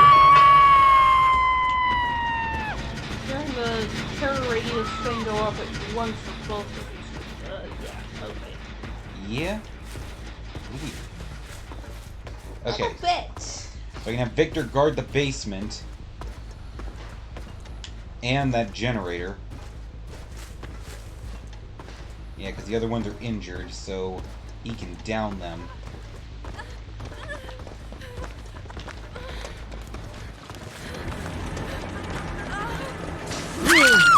There we go! Nice.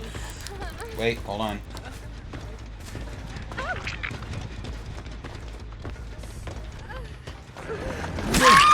There we go! Very nice.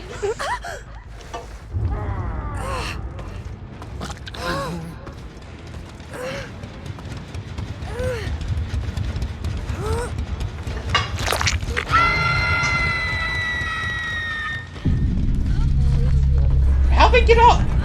Shit! They have that. Yeah, I know, they have Bill's perk. Well, they could. I think that's the only one that lets you get up if you've been down. Yeah, I think so too, now that I'm thinking about it. But it's not bad to use it at the end of a match. That was clever, I did not see that coming.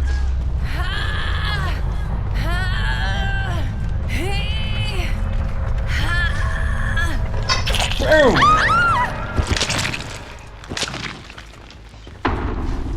Sweet, sweet victory! Yeah!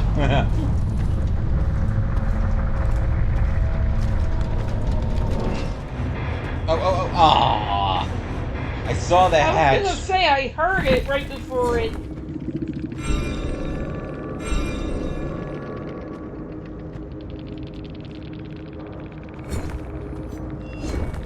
I got 143 Damn! Nice. Iridescent, across the board. Fuck all y'all. God, one of those was prestige 10! Oh, that was good though. You know what? I'm gonna give all them props. Because that was a good match. And they were not being trollish, they were actually trying. It's just that it's hard to compete when you can use 2 killers at once. Well, yeah, and again, who knows how many times people have gone up against these two. Like I said, Twins and Nurse seem to be the ones that people use the absolute least in the game. So... Well, with Nurse, you have to be in a very prestige 1%. That is actually good with her. Yeah. And that's hard to find. Hell, I don't know anybody who's actually good with her. You are?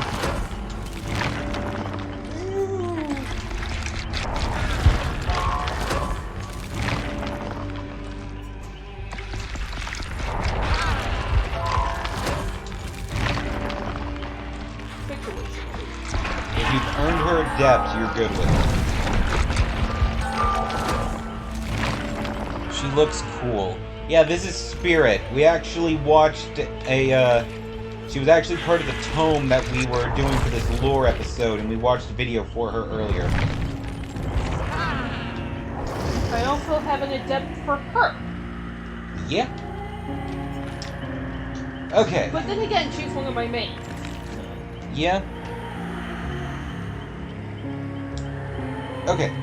So that's where we're gonna call it, because we've gotten through the tomes and did a subsequent match for every single one of them. So who do you see that would be for rating today?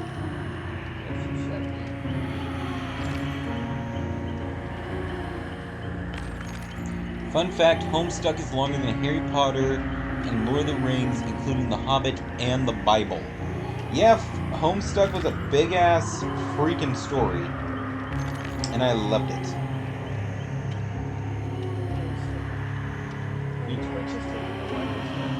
You're low. You're good. All good. When was the last time we did first perspective? I don't know, so let's do them. Yeah, and they are playing Dead by Daylight, so let's keep this murder train moving. Shoo, shoo. Everyone else is playing Tears of the Kingdom. Currently has 15 viewers. Yeah. Alright, start the raid. Alright. So thank you all so much for being here. We had fun. Hope you guys had a good time. And we hope to see you all at our next stream. Bye-bye! Bye, everybody!